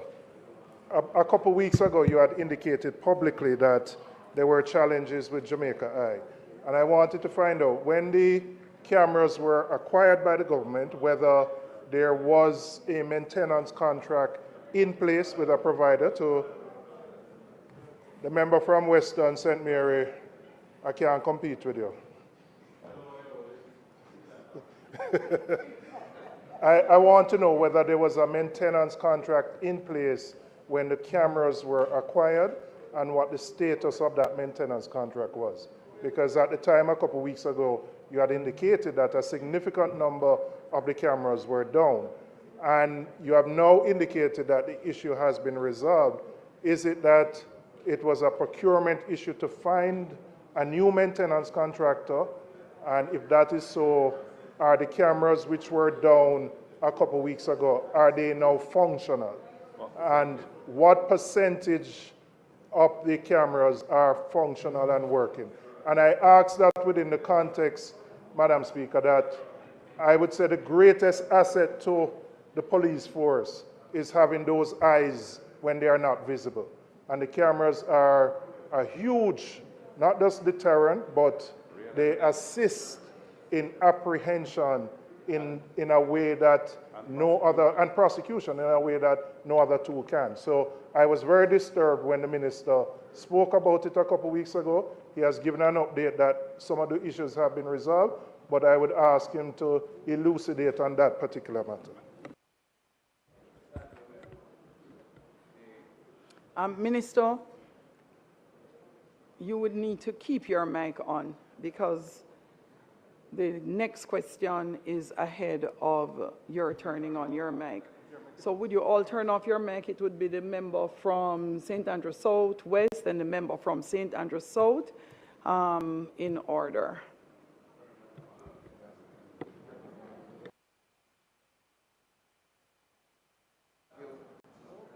Again. Yeah. Minister, right. you're the only Thank one you. who did not need to turn off. Okay. All right. Thank you, Madam Speaker. Now let me take the first question here. First, Jamaica, all the cameras you provide will have a maintenance agreement with the supplier. But we inherited some cameras. I mean, what we inherited was some bought by government, previous minister here. Some was provided by private individuals, companies across there. And there were some in a particular district which was set up with solar batteries in the shade, not very productive. And for the cameras to report, the camera is really like one of the keys on a keyboard. Unless the back end is in place, you don't get the productivity you allude to. That's just a fact. You understand even better than I do, right? And that's why we are spending $4 billion to buy a C5 center. Because what we're doing with cameras is we're just monitoring a space on a screen. In some of the early ones, you didn't have the force to respond. Now we have an expanded force. We have an expanded patrol. We can respond. So the cameras are a vital part of it. But the comprehensive response is we're not ready for that yet. That's just a fact. In terms of maintenance, which is a problem, is that it's not the cameras that were the problem.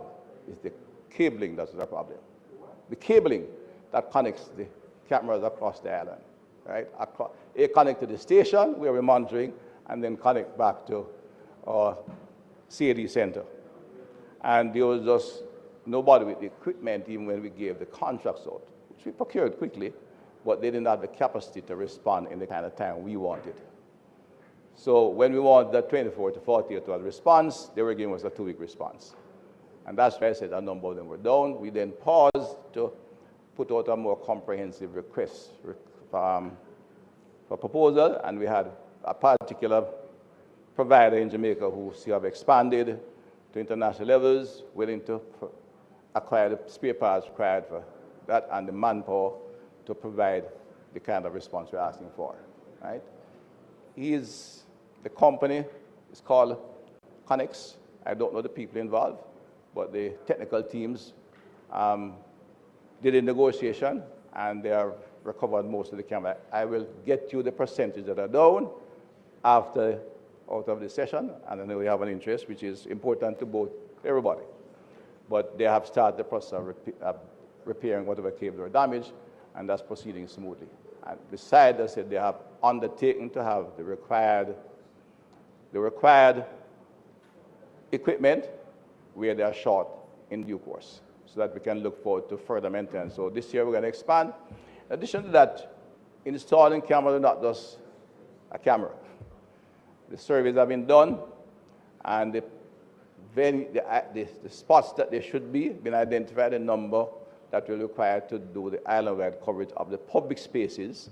We will do. I think we will require another 2,000 cameras. Yeah, that's what I mean. The crossroads, the hotspots where people are driving up and down. We have identified 3,000 plus spots, and we are now embarking on acquiring the appropriate cameras for those situations. Right. But the new contractor, I've been assured, will have the equipment and the personnel to give us the required response. Just a follow-up on the particular issue. Are we still encouraging both private owners and commercial owners to connect to Jamaica Eye? And to what extent has that initiative, which I know we announced, been successful in assisting the police? Because I wonder about, you're dealing with different systems trying to connect, and to the extent that that has been helpful to the police in their efforts to resolve crime. All right. Thank you for that question. Yeah, I'm not a technical as you. I take advice from the technical people. I was told this should be pursued. But there are challenges with the connect with the private. Beside the legal process of keeping it in the public space, the legal challenge, more critical is that, as you're aware, the IP protocol for private radio is still a variable IP, and the kind of quality you get from those cameras is not good enough for real evidence. They're useful, and they've been useful where they've been spotted in there are a lot of cameras all over the city, in the city even more than private sector, and fine. And sometimes they can be useful. In fact, they give the police indication where to go. But when you get into court, they're challenged. In fact, I've had a pretty dramatic case in the constituency I represent where they, in fact, could take the gentleman to court, but he tracked down a vehicle. I think my colleague from Montego Bay here knows. He tracked down the vehicle. He was a well-known criminal to a gas station and shot the person who was chasing in the gas station under the camera, and the pictures were not accepted in court. I saw the pictures, not just because it was circulated by someone who got it off the camera online, and you said it was created. You knew it was if you knew the person, but it was not at a level that was acceptable in court. So that's something that we'll have to work out with the providers, but we are continuing to expand, and there are a few commercial places that have acquired fixed IP by virtue of the increased costs on a few commercial spaces. But that's something we have to pursue. The technology, if I pause again, allow me to speak. The police have advanced their technological acquisition quite rapidly. And not everywhere was prepared for it. And we have to look at, as you are in the field even more than I am, will understand, there are a lot of areas in government and public that need to be upgraded and meet the modern requirements. Another issue I've had is that ticketing system. We're calling that to it. Remember, the member from St. Mary reminded me that they did all of the work and we couldn't get a ticketing system working. The truth is that the TTM system was never operationalized effectively because the technological support was not in place. And we're still struggling because the courts are behind. Not by any design, it's just what it have. And I'm speaking to it openly because it's a reality that we have to face and deal with as we not only deal with the criminal justice system and crime, but to deal entirely with the whole question of taking Jamaica's infrastructure into the 21st century in the digital age. If we hope to maintain growth, efficiency, that's an absolute critical necessity. We have taken the police forward, and the government, of course, is increasing its investment and to move us into that level rapidly. Member from St. Andrew Southwest. Thank you very much, Madam Speaker. I have three quick questions to ask of you, Minister. And the first is, are you aware that the officers and rank and file of the police force believe and have been saying out there that upward mobility in the force today is probably far more politicized than it has ever been? That's the first question. Yeah, ma'am. The second question, Minister, is to ask you to reconsider the adjectives that you used on page 9 of your report, calling the call that many individuals have made previously for boots on the ground, referring to that as being empty and vacuous. I ask you to reconsider it, Minister, because it might seem arrogant and disassociated from the truth of the reality of persons on the ground. And your report actually suggests that more boots on the ground has led in part to the improvement, which then makes that statement that you have made not true. My third and final question, Minister, is would you agree with many of the members of Tavern Gully in West Rural St. Andrew that the operations carried out by the police in the killing of a young man there is very similar or reminiscent to what you have said no longer exists, of a squad that identifies who they want, that go in and kill them? All right. Thank you. First, the first comment is absolutely nonsensical. But the only thing I'll say to that before I responded, there's no political promotion in the police force today. Absolutely none. In fact,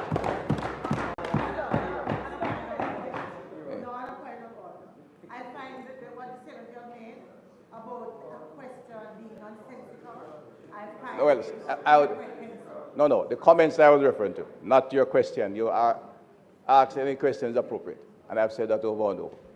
Any question is appropriate in the situation. I want to comment that I get some comments from even people on my side. The same comment you're making have come from officers who work with members on this side. And they may not want to conflict, but several members will tell me that they come to me to promote officers and nothing is done. And there's still promotion. In fact, I wouldn't read it, the WhatsApp I got from one member recently of what they consider that way. The fact is that many who are not promoted make the attribution to politics. And I said those who make the attribution are the ones I'm wary of, because quite frankly, if they're looking at the political process, then we are going backwards, right? Just a few weeks ago, I think there's a promotion of over 100 inspectors for the first time in the history of the police on the same day. But they all went through a training program at Twickenham Park, every single one. And the only delays in here. About 6 months before that, there was a batch of 30+ deputy superintendents. Are they all alive? Right? Yes. Which I would have known out the background. They too went through the training program to the officer level. We have taken out the SP. So I want to assure you that the comments you are hearing, first of all, verify from the individual officer what their record may be.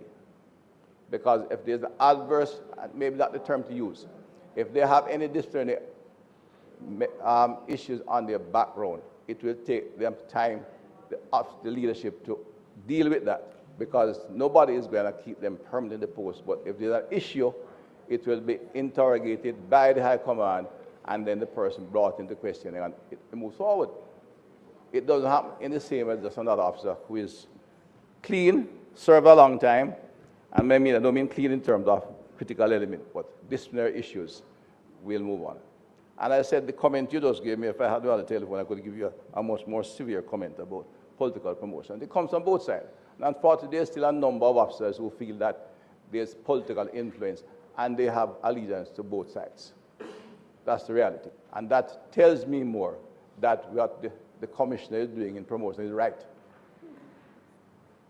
And I can speak confidently about this saying because I'm getting the same complaint from you and from my colleagues on this side because the men who are being promoted are the ones. And what I've had personally in that complaints about people who are being promoted, it is some professionals feel that they have been left behind, that they've been behind for a long time, and therefore they are concerned, and the concern is not about the promotion, but of those who have not been promoted. And let me remind you, Madam Chair, the concern I've got in not who are promoted, I've had no comment, no question about the members who have been promoted, about their competence and the fact that they've earned their promotion. What I've had, there are others who have said they should have been promoted. And in any organization of the size of the police force, and the time they have, and the number of space they have, I said, we are intent on increasing, we'll have that complaint. And that's why we've been intent and suggesting and indicated by policy, as we are coming, that we'll expand the officer corps from what was 2% to near to 4%, would provide the space required to accommodate the promotional ambitions of the young police officers. And that's the only way we can do it, right? And that is happening, and the training program for both officers, for corporals, for sergeants is established program at the Twickenham Park Police Academy. Your comment otherwise, yeah, I accept this thing. I've never liked the term boots on the ground, because it sounds like you're taking policemen off a shelf, or some people have a shelf put out there. And no, that's personal. I don't think it's a comment that was worthy of the police force in the mood. And there was a lot of calls by everybody, put boots on the ground. I thought a little bit, yes, I considered empty and vacuous because we know we were short of policemen. The establishment for police has been for 14,094 for many years. They were held at the level of under 10,000 for a while. Then you expand, you absorb the special constables and they went to under 11,000. They could not meet the challenges of active gangs, plus routine policing, and put all the thing. So, no, that call in that phase was empty because you knew we had to train them. And we said, on training. No, we're not doing it. It's insulting to call them on boots. And I don't use it. We're not quarreling over that. But we set about the program to train police, to recruit and train police officers. This government did. And there was nothing late about it.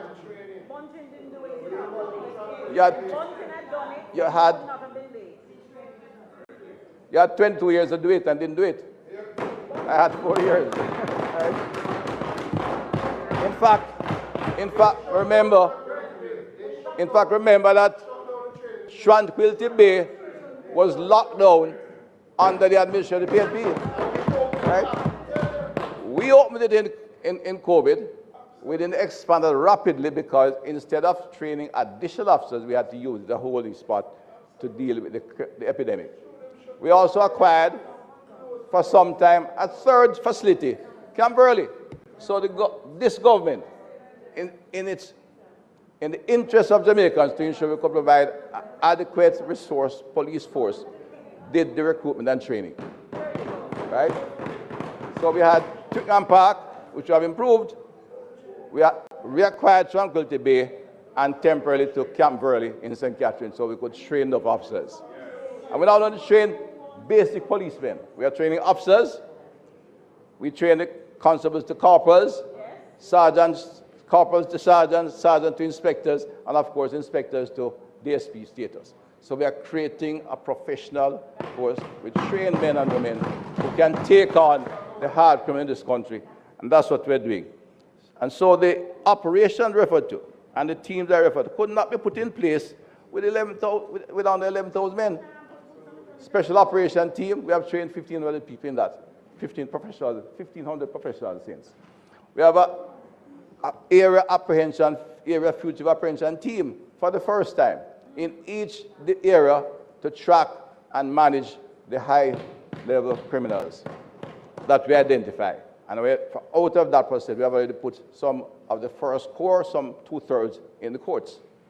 So it's a different approach. And we have the operational support team in the divisions, which is a new concept, are there working with the CIB to track the 150 ongoing unresolved dispute in communities. So that gang go and when they shoot up and start, we move on them. We are fully aware of what is happening and will assure the country we can contain them. We're not yet where we can bring it down to zero, or to this 16% we'll go to. But we're on a pathway that is going in that direction and will continue in that direction and is sustainable because we have an effective professional police force that we are going to provide the resources to carry out the fight against crime. Member from St. Andrews South. Thank you, Madam Speaker.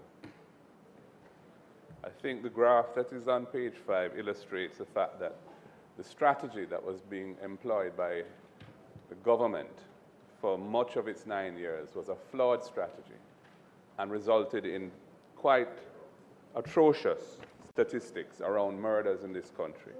It is the recent revisions to that strategy which are now bearing some fruit, and we hope that that will continue, especially the expansion of the actual size of the force itself, which was a necessary, very necessary adjustment, which was, in our view, delayed quite unwisely. But eventually, the good sense of it has been prevailed, and we have seen the numbers going up, and we have seen the results in terms of the improvements, and we support the continuation of those improvements. Obviously, what has happened at the beginning of this year is worrying. Minister, you've indicated that it's under control, and we certainly hope that that is so. The legislative performance of this government in the area of national security has been disappointing. In 9 years, you have passed really only 2 major pieces of legislation in national security, the Bail Act and the firearms legislation. The ZOZO as well, though the way in which that's been deployed has meant that its impact hasn't been as pervasive as we had all anticipated. But we're still awaiting the legislation that is going to provide for enhanced security measures. We don't know what's in that legislation, Minister. I heard you make remarks about passing it without the opposition. I thought those were very unfortunate remarks, because those are things that legislation was signed onto by CMOC, which is a bipartisan entity, and should have been delivered years ago and still hasn't been brought here. We would love to know what you propose to include in it so we can give you our feedback on it, and we would love to be able to support it, because it is best when strategies around crime fighting enjoy bipartisan support. The only strategy of this government which we haven't supported is the use of states of emergency as a policing tool, a strategy which we feel has failed, and the graph supports that analysis. One question I have for you, though, Minister, is this, and it relates to the police fatal shootings. We are concerned that the number of police fatal shootings has been going up quite dramatically.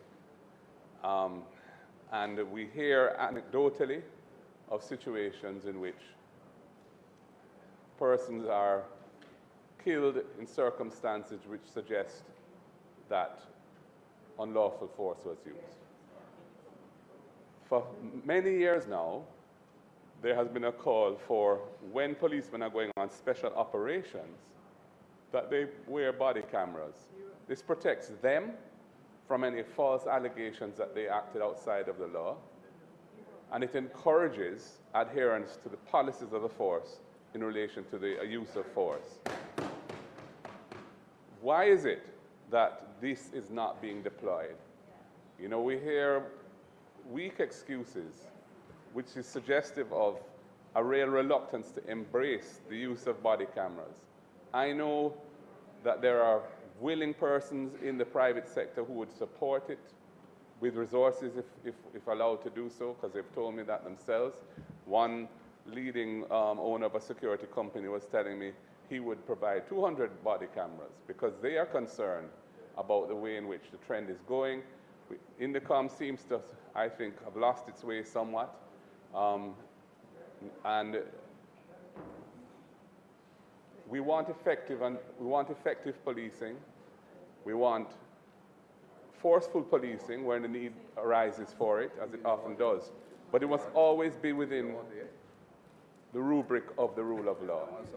And the society, we've been through situations in our past where extrajudicial killings were a big problem. And that is what ultimately led to the advent of Indica. And we don't want to regress to a past era. And the use of body cameras is something which is internationally accepted as helping both the police and the public to have confidence that that force, when it's used, is used in accordance with the law and because it was necessary in self-defense. And I really would like you to clarify what is your position on this and when we can expect to see the deployment of body cameras in special operations in particular by the force. Thank you, Member. Before I answer the question, a quick comment. I said the graph is clear. 2014, we're still down at a certain level in homicides. I've said before, and I'm not just saying stuff up, because I'm a minister, and was a part of the government that instituted the 2010, late 2020 state of emergency. Professionals have documented, and the research you can look for them. No, the 2010, I said, that it led to 3 years of reduction in homicide because gangs were disruptive. I'm not telling you. I said, talk the professionals that you're referring to. At the same time, bear in mind, the issue of interest in the graph, the number of our police force through 2022 was when we just about got... Minister, hold a minute. I find opposition, when your member speaks, it is in silence and everyone listens. Members on the government side, it doesn't help either to answer the opposition. I really want to hear the minister. And I'm going to ask that everyone allow the minister to respond and respond in a house that is quiet. Thank you. Thank you, Madam Speaker.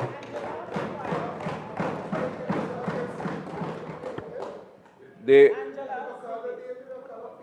graph on 5, which the member from South referred to, you see start flattening out 2020. 2022 was when the incline started downwards. 22 was when you can check the records, the number of police officers reached just near 13,000. By virtue of things. To say it was late, that established figure in the police force for a long time. Nobody attempted prior to the Andrew Johnson to increase the numbers to establishment level. That was taking place. The previous minister took a number of innovative ways, but he started a drive to recruit more police officers, to include even community colleges. The police force thought that the culture there was not approached, so we acquired Tranquility Bay and Camp Early. And though by 2023, the number was only 14, and the decline in home violence became visible. So we take no, it's a fact, and it required investment. And when the earlier spokesman and a minister in the earlier phase keep speaking about success and lack of money, it's the same economy that we took over. This government took the economy and organized the economy that we could find capital expenditure and spent it not on port barrel activity, but on structured activity that was designed to provide the country with stronger institutions, including the police force and the other security elements, the army, MOCA, etc. That was the expenditure in managing the economy that was the expenditure we embarked on as we manage the economy better and put in place. So the cause for all kind of things which is there, do this, do that, they all cost money. And you have to run the economy right to do it, and then take the right policy and the right programs that is committed to a better Jamaica to ensure that we provide a better police force. And it's a reflection of the care and concern of the leadership of the government today that we put this kind of thing in here. Right? That's just it. In terms of body cams, we just sort of, again, you get broad concerns, as I said.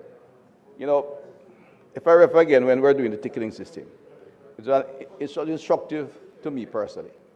As my technical terms say, look, it's a simple thing. It's a 5,000 ticket to go in for, I go to court, a warrant. But the process we found in place had over 2 million warrants sitting down at Sabina Park and South Camp Road because the system wasn't working. And my technical, and I said you have to take the technical process, identify the entire process and to the outcome, because when you get a half-finished technical system, it's just going to fail. So the traffic information management system today is working well. I've seen 2 mistakes highlighted recently. We are aware the database is fine, and I may take the opportunity to tell the public as people about the pastor who was preaching on demand in the United States, that it can happen only by officer error. And we investigate what happened. It told them happened in a place in St. Mary Tower Isles. And they have to enter the TRN. So if the TRN entered correctly and come out to the wrong person, then there will be a database, serious data breach at the tax office. Nothing like that is there. So there's officer error. The other way it can happen is that, and we investigate to see which of them might have done the error, because if you enter even 1 digit wrong on a TRN, you get a completely different person. You're fully aware of that. And this had only happened in 2 cases that we are aware of. And another one, if you take the license plate, and it's not the owner driving it, and enter it in the system, then you could also end up with a problem with the person who is being charged, because that's part of the legal chain that has been asked for, that to make the owner of the vehicle accountable rather than the driver if you get camera enforcement. So a vehicle passes a policeman on duty who is keen, the man doesn't stop, he doesn't jump on start his car to chase him down, he takes the license plate number and places it in the system, he gets a response, and he places the ticketing on that person. So it's not a major issue, but it took us a while. It took me 4 years to sort out and unravel, as by I said, there are 21 hurdles to cross, Minister. And we crossed them and established an effective system. There are some challenges in the court system, which we have to also a colleague to resolve and work on. So the body cam, there's not much research on body cam. I want to tell you that. The finest piece of research was done by Stanford University. And body cams are best used in public spaces, not special ops team, right? There's nowhere in the world that is a practice to assign body cam to a special operations team, routinely, right? And our British partners, good friends who keep some elements who keep ready with us. When they had 34 murders per 100,000 in Northern Ireland, between 2 gangs, although religious based, they were gangsters, they didn't send policemen with body cam, they sent the SAS team. The Special Army Service Corps of the United Kingdom is considered, with pride, the best set of killers in the world. That's what they sent to Europe, to Ireland. So I have 40 plus, I had 50 per 100,000. I tell them to train police with the body cams to go in there, in special ops. It doesn't work well. A lot of times special ops people operate in plain clothes. They go in different difficult stations. And the cameras in the inner city is all over the place. I said they are not good for evidence, but they will tell you what is happening down there. I'm not saying that, and there might have been a case, and the current iProbe we have today, beside Indicom. I remember, you know, Indicom was established by a Jamaica Labour Party government. Right? Let us not forget that, as a result of what is happening. Right? And today, iProbe is effective. iProbe, in many cases, you're going to charge them, the police officer who breaches, before Indicom gets in the mix. It is headed by the most senior Deputy Commissioner of Police and Deputy Commissioner Clifford Blake, and is known for his professionalism and his disciplinary approach to these issues. So it's not a challenge that there's no neglect of this. Research on body cams for special operations have been done, not in the way that was done for police. As I said, the finding from the work in the LAPD was that it was a guide to training police officers. They monitored millions of man-hours of camera data and voice, and those training programs are published, and corps which are interested in quality professionals introduce their training. And that is maybe the signature piece of research done on body cam. We have, anecdotally, in Jamaica, we know it protect the policeman. The PSTB are the person we are focused on. When they stop a car and the driver sees the camera, they behave better. That's the policeman behavior we talk about.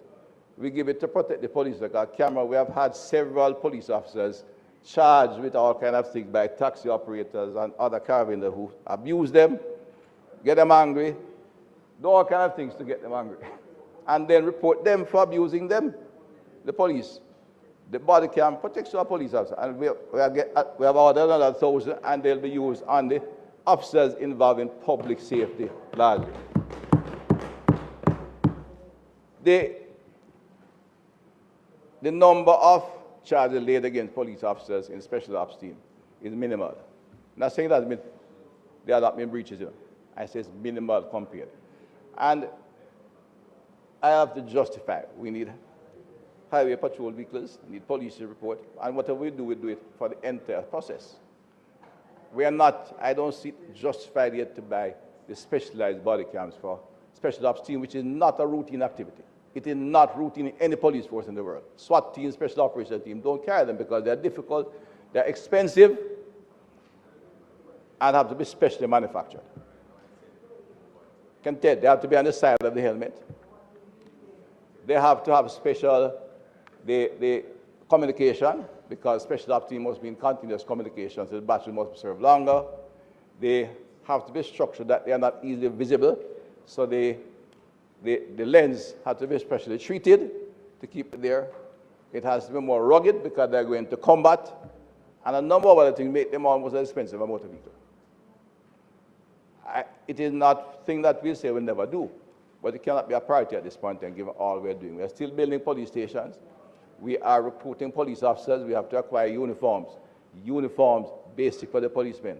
Body vests, helmets, regular things that is required to make the police force professional. So it cannot come at the top of the list, and it is not something that's recommended anywhere that special forces must be provided with body cams. Anyway, where you find that, happy to provide with literature. I've done the research, I said I've indicated to you what is said in a particular university that does this kind of thing. They have to be special cameras, and they have to be attached differently with different specifications to make them usable on a long basis. We have some of the police operations which have been kind of seen, and people say they kind of reflect the police operation, and they call it like TV police. Maybe the most dramatic one was the Negril operation, which apprehended the core of the gangs attacking cash money. Those men were on the road for over 3 months. The team that actually apprehended them were not there for 3 months, but policemen were on the road 24/7 a day to monitor those gangsters in order that they could finally apprehend them in place. When they're out on that kind of operation, they may have to intervene. You can't put body cams on them. It's ridiculous. No, that's special operation teams. When they're going to combat. So, right? The PSTB are the ones who confront the public more frequently, and they said we have agreed to and we are acquiring cameras for that. Our special operation team is not a priority for them. They go in combat. Body cams is not part of, body cams can't work anyway. Body cams don't work in combat. If we wanted to do it just nice to the public, I could put on some body cam, you realize it doesn't work. And everybody will be happy. I can announce it and take a photograph and minister is being nice. Body cams don't work in combat. It has to be specially located at special types. And you put them on the chest, 3/4 of the time the men are on the belly or behind walls seeking safety from men shooting at them. The body cameras have no value in those situations. What you're alluding to is where it is alleged that policemen are conducting extrajudicial killing, and without a body cam they do it, and with a body cam they will not do it. I'm saying publicly there's not much of that out there.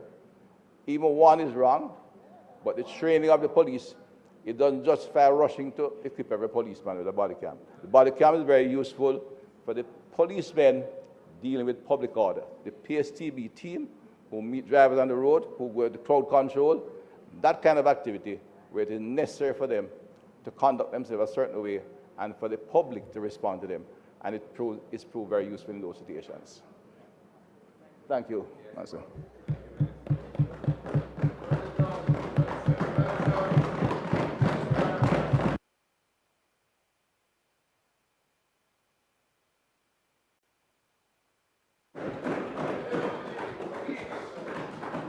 Members, bills brought from the Senate, petitions, papers, reports from committees, members' report of the Integrity Commission, Oversight Committee.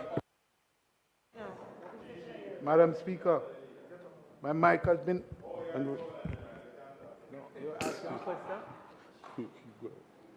Madam Speaker, thank you, Madam Speaker. Thank you, Madam Speaker. Minister. What happened? You standing on a point of order? No, Madam Speaker, my mic was on long before the minister even ended his comment. My apologies. Okay. I had taken the last question, and then the minister was wrapping up. I didn't realize another mic was on. Long before the minister Minister, concluded. last question. Thank you. Madam Speaker, thank you, Madam Speaker. Mr. Minister, would you agree that whatever the gains that have been made, the investments made, that a pivot now must be made to the social programs if it's going to be sustainable? It's going to be sustainable and to maintain and safeguard whatever progress that is made, or to optimize the progress that we need in this area. And therefore, the social programs that I've long argued to be a coherent and cohesive part of this whole exercise, that now needs some focus. And if the answer is yes, where are we going, and can we expect something in the next budget debate around the expansion of those programs on a community basis?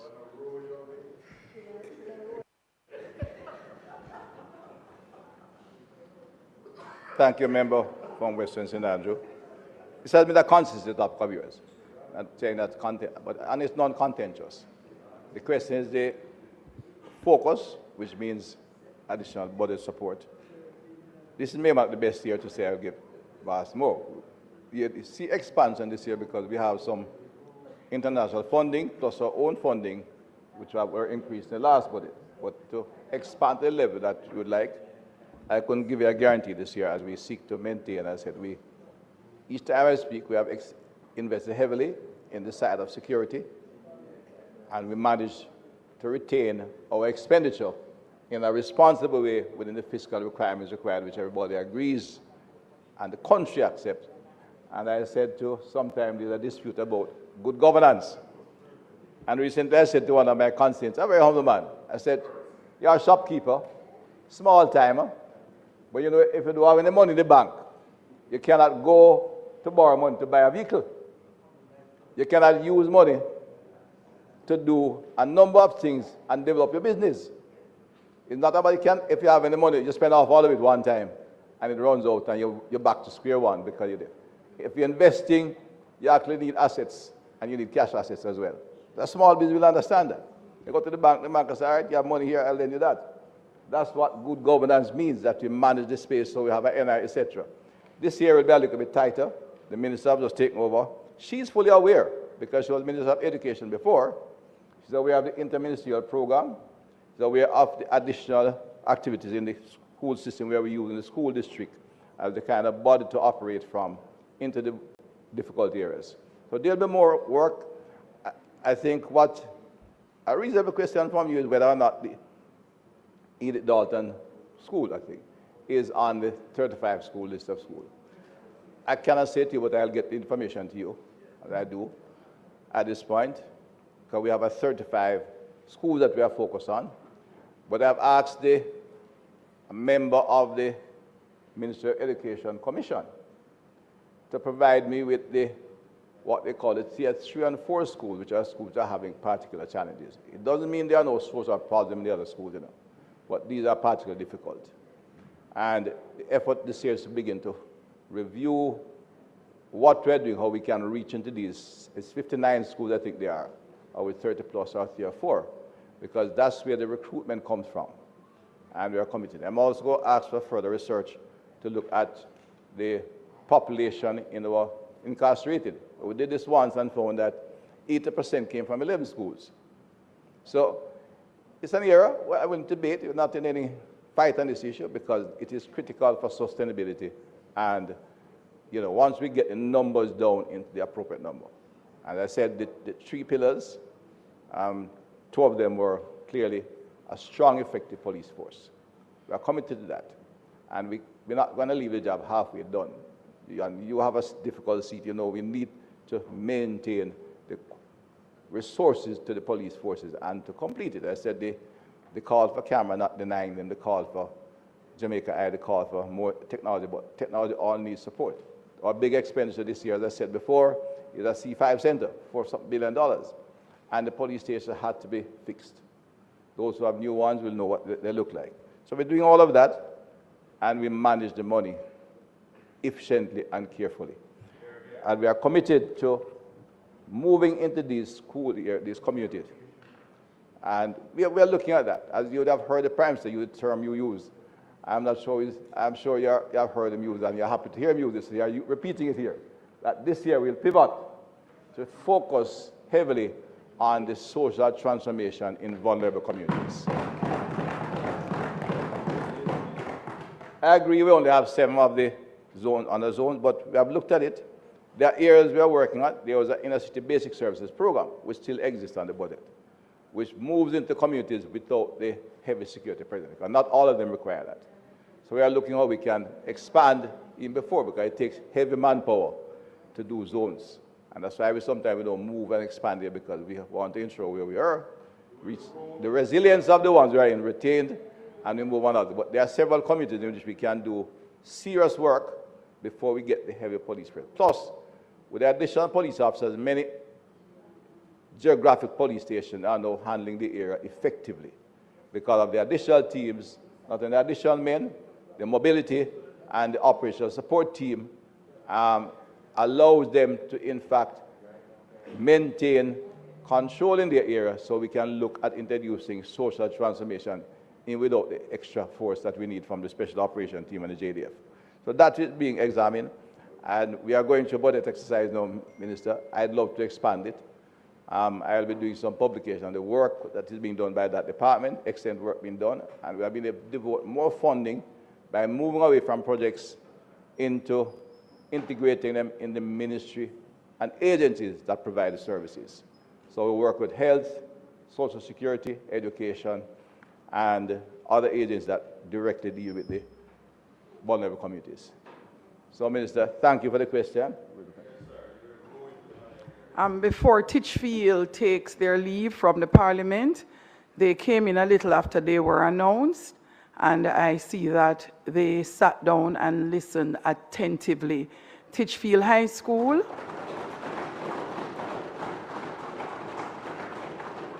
All 28 students, including your head boy and 2 teachers, I hope Titchfield had a wonderful time in the Houses of Parliament today. Safe journey home. We appreciate your being here.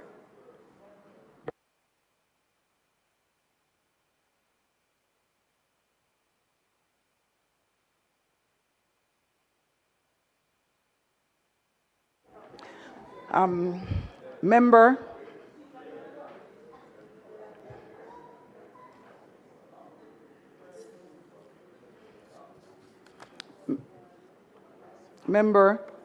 once the agenda items have started to be read, Speaker is really not at liberty to go back to allowing you to do your questions. So I'm breaching the standing orders in doing so. In future, once we have moved on, we have moved on. Equally, there is no obligation of the Speaker to allow more than a certain number of members by Standing Order 3 to ask questions. So just so that we are clear on the standing orders. The leeway was given as your mic was on, so let me apologize to the House. And we go back to the agenda, starting back from bills brought from the Senate, petition, papers, reports from committees. House Leader, report of the Integrity Commission Oversight Committee. Madam Speaker, I beg to lay on the table of the House a copy of the report of the Integrity Commission Oversight Committee on its deliberations on the report of the Integrity Commission. This is the report. Thank you, House Leader.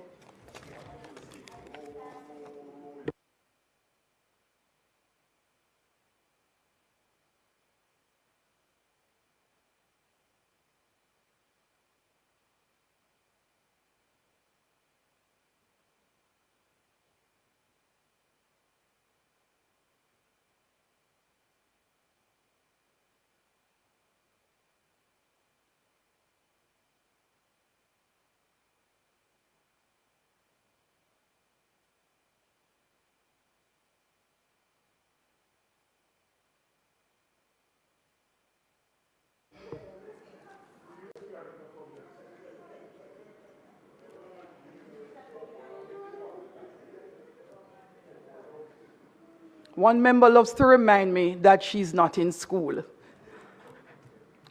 I strongly doubt. She's still here. Notices of motions given orally. We'll first take House Leader, Minister Bartlett, and then the Minister of Finance. Go. I beg to give notice that at the next meeting of the House, I will move the following motion. Whereas subsection 1GI of section 41 of the Constitution of Jamaica requires a member of this Honorable House of Representatives to vacate his seat if any firm in which he is a partner or any company of which he is a director or a manager becomes a party to any contract with the Government of Jamaica for or on account of the public service, or if he becomes a partner in a firm or a director or manager of a company which is a party to any such contract. And whereas the Member of Parliament for St. Andrew North Western is a shareholder of Carleen Smith and Company Limited, which is a catering business owned and operated by his family. And whereas this entity may from time to time enter into contracts with the Government of Jamaica and its affiliate agencies.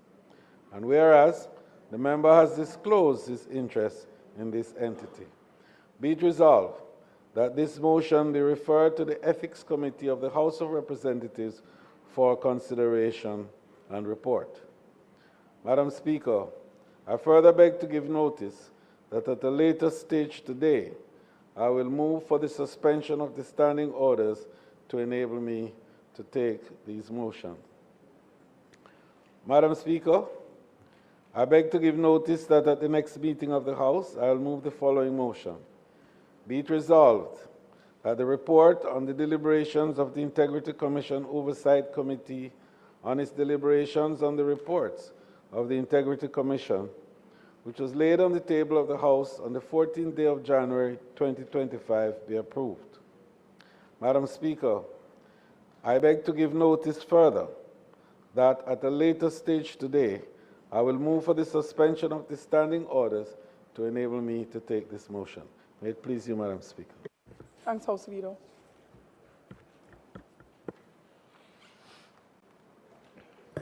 Madam Speaker, I beg to give notice that at the next meeting of the House, I will move the following motion. The Financial Administration and Audit Act, the Financial Administration and Audit Authorization to Purchase Shares, Inter-American Investment Corporation, Resolution 2025. Whereas, by virtue of Section 14C1 of the Financial Administration and Audit Act, the Minister may, with the prior approval of the House of Representatives, authorize the Accountant General to purchase shares in any company with monies from the Consolidated Fund. And whereas the approval of the House of Representatives is hereby sought for the Minister to authorize the Accountant General to purchase with monies from the Consolidated Fund 59 additional shares of capital stock of the Inter-American Investment Corporation, the IIC, or the IDB Invest, with a base price of 20,000 United States dollars each that have been offered by the ISC consequent to Jamaica's expression of interest dated May 11, 2023 to subscribe to the available shares under the ISC Second General Capital Increase, GCI 2, and pursuant to the ISC's process for the reallocation of available shares. Now, therefore, be it resolved by this Honourable House as follows. This resolution may be cited as the Financial Administration and Audit Authorization to Purchase Shares Resolution 2025. Approval is hereby given for the Minister responsible for Finance to authorize the Accountant General to purchase with monies from the Consolidated Fund the shares as aforementioned. Madam Speaker, I further beg to give notice that at the later stage today, I will move for the suspension of the standing orders to enable me to take this motion. Thank you, Madam Speaker. Thank you. Questions and answers to questions? Motions that may be made at the commencement of public business requiring notice, motions relating to the sitting of the House, motions for leave to introduce bills, presentation of bills without leave of the House first obtained, public business. House Leader. Madam Speaker, I now move for the suspension of the standing orders to enable me to take the motion with regards to the exemption of the member from St. Andrew Northwestern, a notice of which I gave earlier. The question is that the standing orders be suspended to allow the Minister to take the motion notice of which he gave earlier. Those in favour? Those against? The ayes have it. House Leader. Madam Speaker, I now move that the motion to which I gave notice earlier be approved. Question is that the motion notice of which the Minister gave earlier be approved. Those in favour? Those against? The ayes have it. Madam Speaker, I beg to move for the suspension of the standing orders to enable me to take the motion notice of which I gave earlier with regards to the report of the Integrity Oversight Commission report from the relevant committee. Those in favour of suspension of the standing orders to allow for the motion notice of which was given earlier? Those in favour? Those in favour? Those against? The ayes have it. Chair. Madam Speaker, I now move that the motion notice of which I gave earlier be approved. Those in favour? Those against? The ayes have it. Minister of Finance. Thank you, Madam Speaker. Madam Speaker, I now move for the suspension of the standing orders to enable me to take the motion notice of which I gave earlier.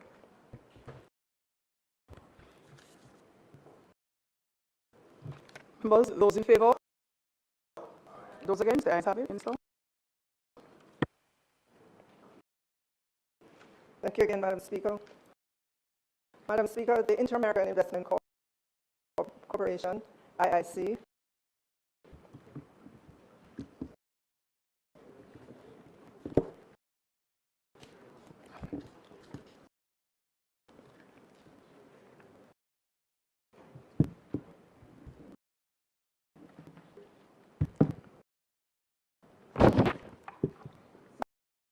Madam Speaker, the Inter-American Investment Corporation, IIC, otherwise referred to as IDB Invest, is a private sector arm of the Inter-American Development Bank, IDB, which supports sustainable development and economic growth in Latin America and the Caribbean.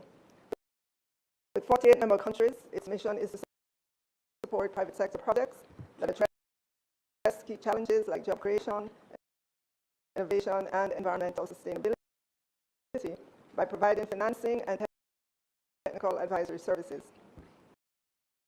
Jamaica, since 1985, has enjoyed a strong partnership with the IIC, leveraging its financial resources and expertise to address developmental challenges. The IIC has contributed to Jamaica's economic resilience and development through support for renewable energy projects, small and medium enterprise, SME financing, and public-private partnerships. Madam Speaker, Jamaica has been offered the opportunity to subscribe to 59 additional shares of the IIC's capital stock under the second general capital increase, GCI 2. This offer follows Jamaica's expression of interest dated May 11, 2023, to participate in the reallocation of shares initially unclaimed by other member countries. Each share is valued at a base price of US $20,000, amounting to a total financial commitment of US $1,180,000, originally due on September 19, 2024, but now due on February 19, 2025.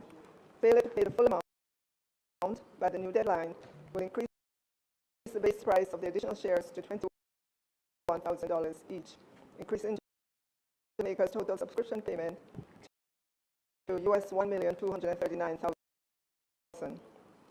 It should be noted that the necessary budgetary appropriations were made in the estimates of expenditure for fiscal year 2024-25 to facilitate payment for the additional shares.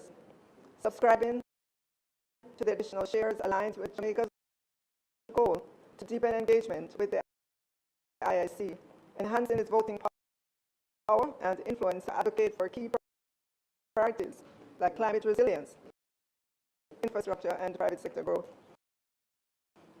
This move also reinforces this government's commitment to regional economic integration and collaboration within the IDB group.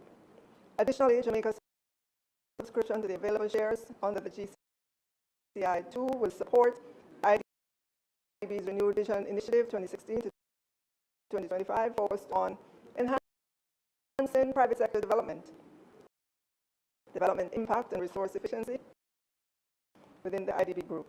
This contribution will strengthen the corporation's capacity to address 5 priority areas: SME financing, infrastructure development, innovation, private provision of basic services, and green growth, while integrating gender, sustainability, and environmental considerations. Mr. Speaker, a cabinet submission prepared by the Minister of Finance and Public Service in consultation with the Attorney General's Chamber was approved by Cabinet on July 29, 2024 via Cabinet Decision 27-24. The Ministry's paper number 69-2024 69/2024 was subsequently tabled in the House of Representatives on September 17, 2024. However, based on guidance from the Chief Parliamentary Council, CPC, the ministry paper must be accompanied by a resolution for approval by the House of Representatives. This resolution is therefore necessary to facilitate the Ministry of Finance and the Public Service obtaining legislative approval for Jamaica to subscribe to the additional shares of IIC's capital stock. The resolution seeks to authorize the Minister to direct the Accountant General's Department to purchase the shares using funds from the Consolidated Fund. Once the resolution is approved, an extract from the House will be requested to confirm the completion of the required legislative approvals under domestic law, which is necessary for acquiring the shares as outlined in the subscription instrument dated August 15, 2023. Madam Speaker, Mr. Speaker, I now ask that the motion be approved. Thank you.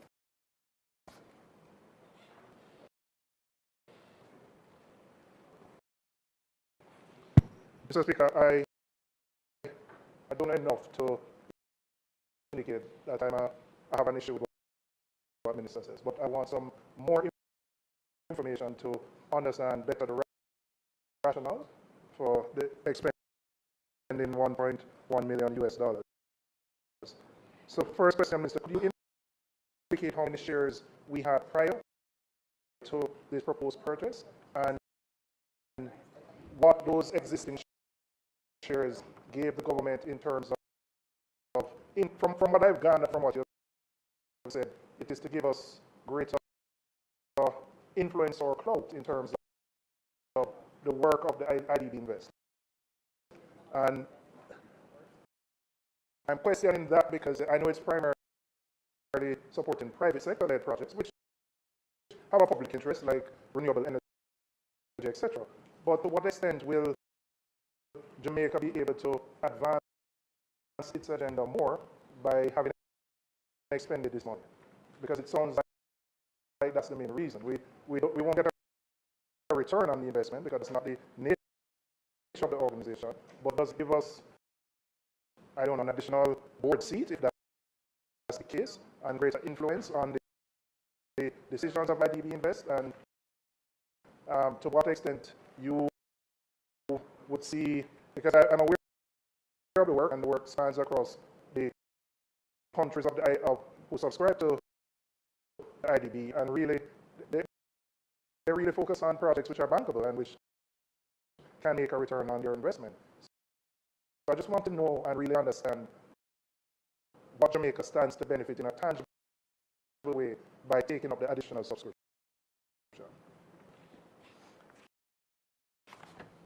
Okay, member, in terms of your question, the number of shares, I would have to get that, but we are acquiring 59 additional shares. As you are aware, there are many member countries of the IDB. This will help increase the capital of that entity.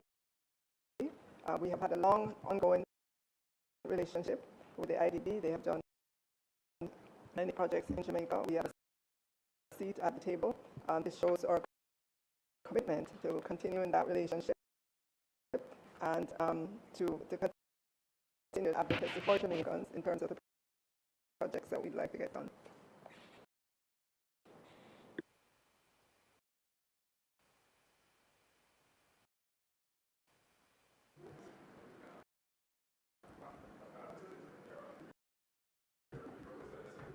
Motion.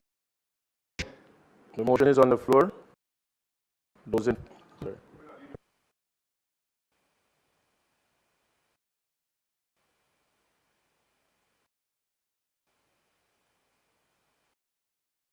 The motion is on the floor. Those in favor? Those against? Motion has been approved.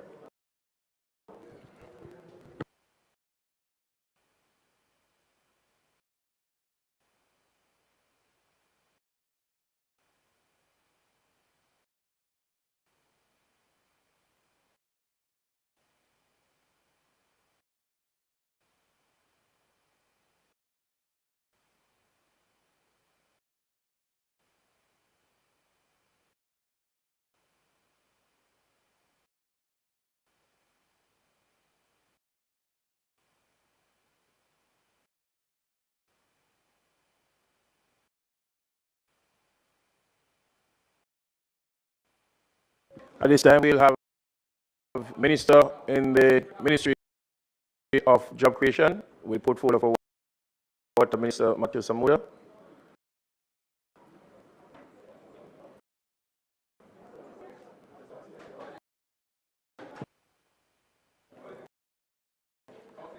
That you voted.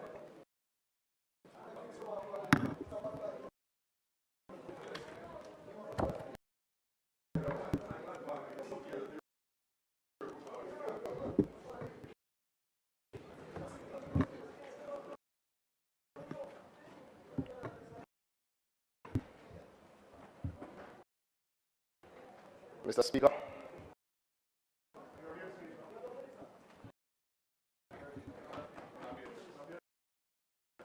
Yes.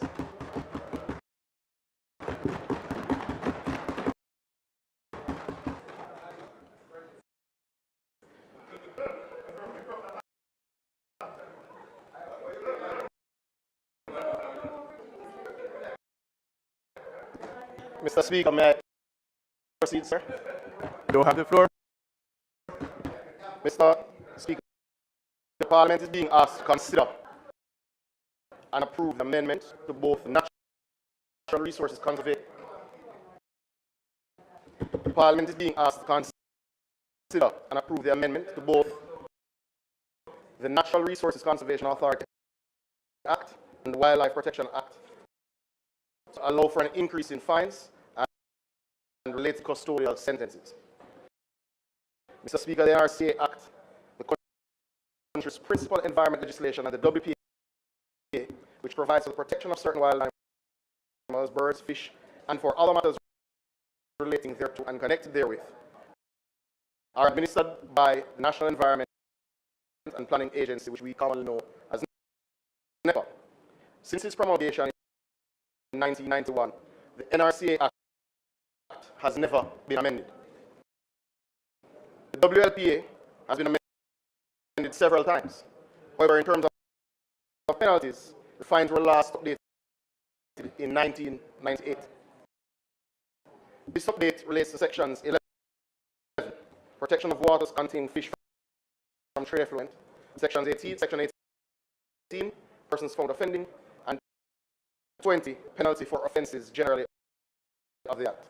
With respect to sections 11 and 20, the fines have been increased from 100, or rather, were increased from 100,000 to 100,000 from 40,000 at that time. A 2021 proposal for a directive of the European Parliament and of that Council on protection of the environment through criminal law stated environmental crime is growing at an annual rate of 5 to 7% globally, creating lasting damage for habitat, species, people's health, and for the revenue of governments and business. A similar trend is observed in Jamaica with respect to environmental crimes. There has been a significant and steady increase in the number of environmental offences over the last 2 decades. One of the main reasons for this increase has been attributed to the low level of the penalties for offences under the NRCA Act and the WLPA. It is widely recognized that the level of fines under these 2 pieces of legislation currently do not act as a deterrent to non-compliance. Additionally, it is noted that the imposition of criminal sanctions is only one of the key elements of the regulatory toolkit to foster compliance. To be effective and efficient, colleagues, the imposition of criminal sanctions must be coupled with an increase in enforcement action by NEPA, including the identification and apprehension of offenders in a timely manner. Patrick Bishop of the School of Law of the University of Swansea, in his paper entitled Criminal Law as a Preventative Tool of Environmental Regulation, Compliance versus Deterrence, contends that an integral aspect of the deterrence formula is the probability of apprehension.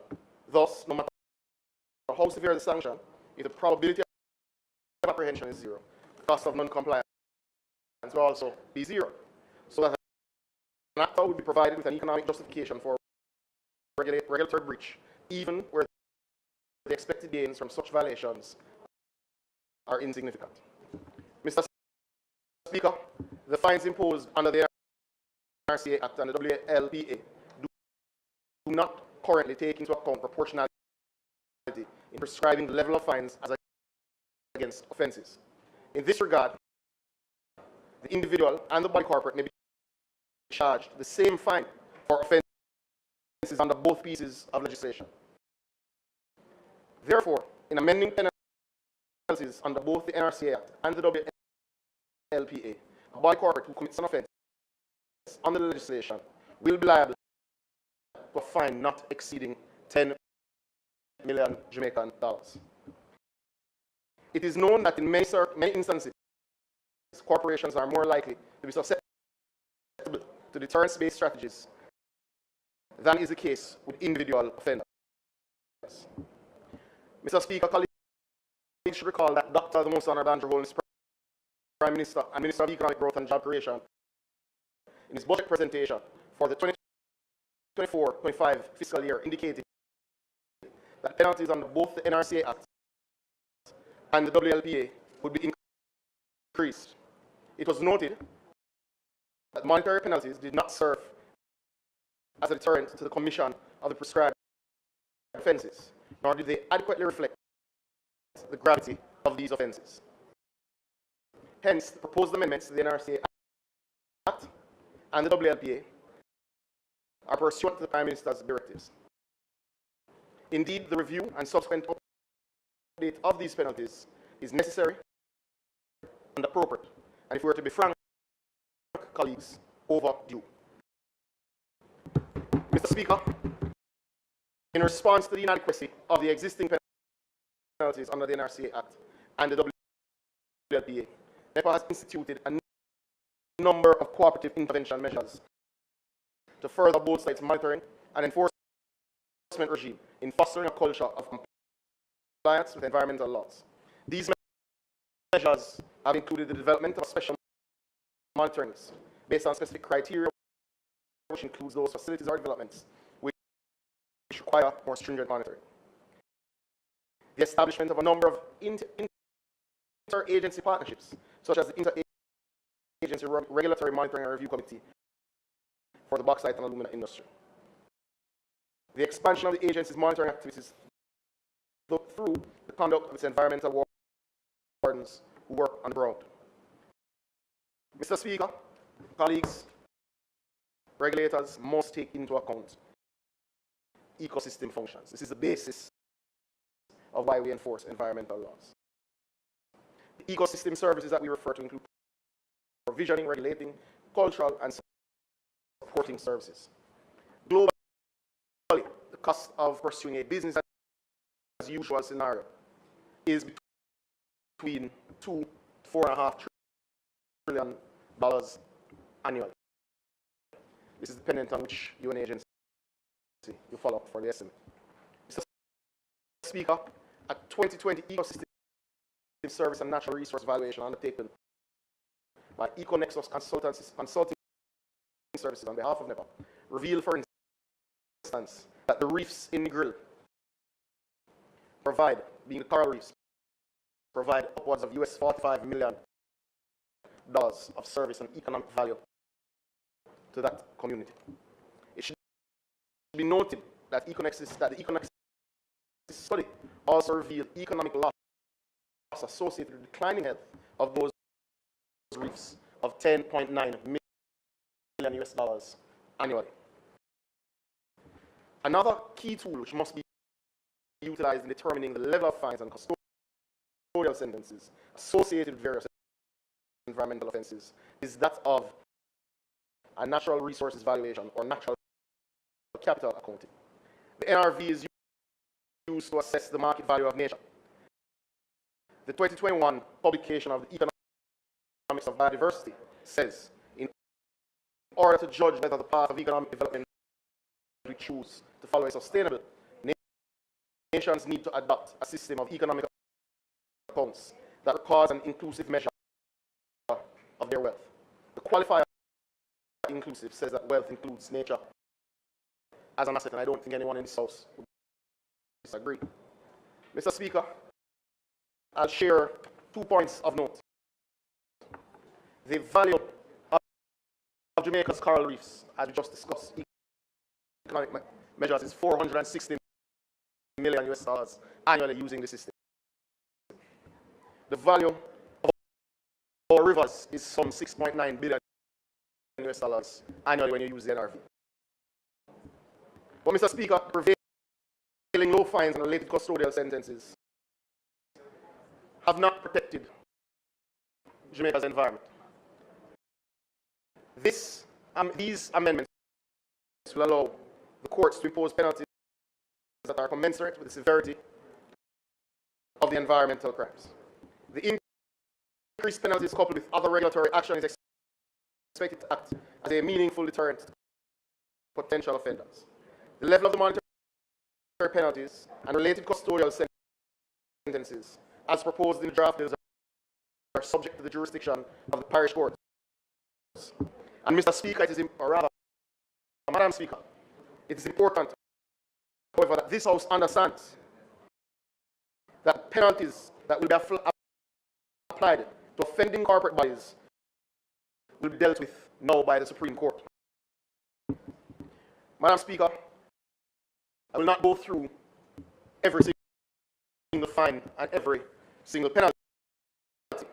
However, I would bring colleagues' attention under the NRCA Act before them to page 5 and the third schedule, which goes through those offences and penalties. I would bring colleagues' attention to the fourth schedule of the WPA, which is before them.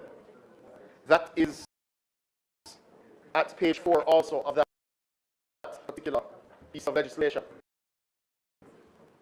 I will highlight a few of the changes that we have made. Now, colleagues, I bring your attention to section 12.3, which refers to the license for discharge of effluents.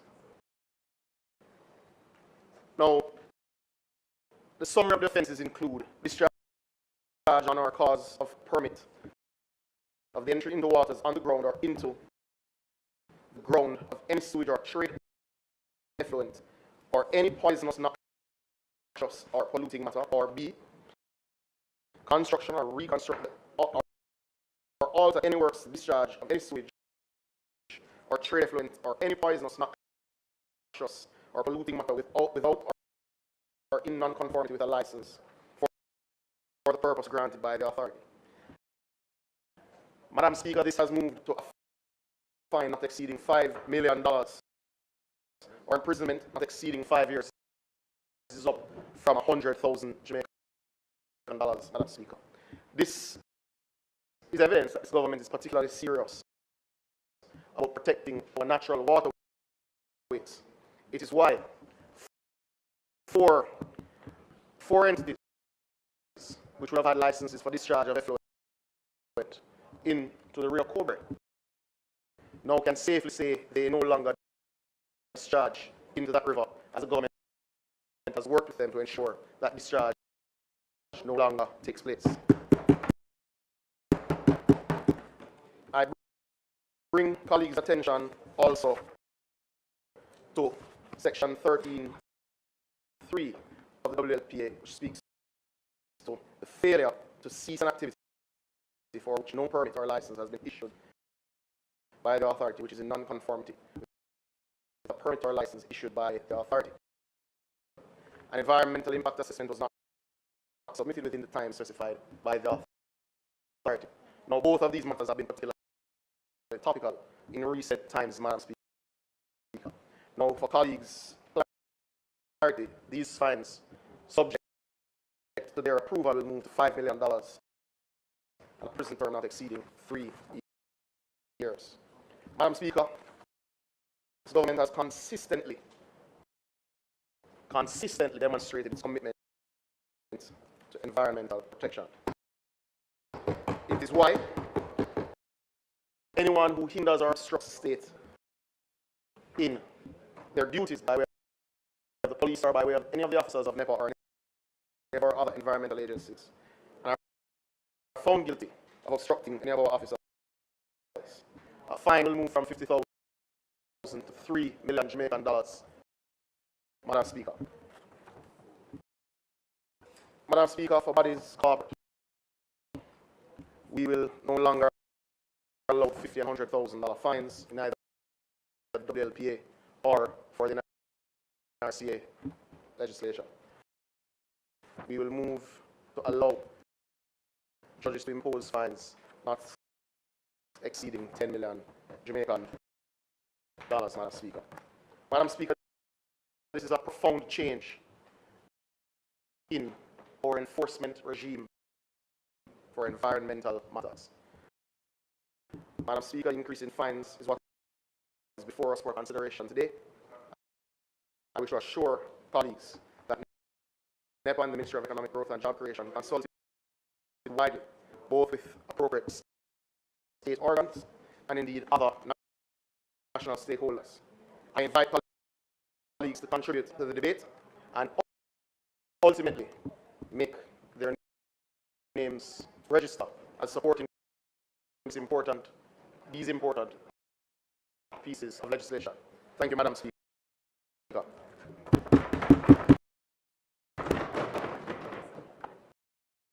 Member from St. Andrew. Western. Western. Thank you, Madam Speaker. Madam Speaker, let me commend the Minister on his maiden piloting of bill in this House. And it is appropriate that it be two pieces of legislation affecting a fundamental issue such as the environment and the impact on the environment by effluent from businesses and other sources. Minister, the opposition supports the effort and the initiative to increase the fines for obvious reasons, because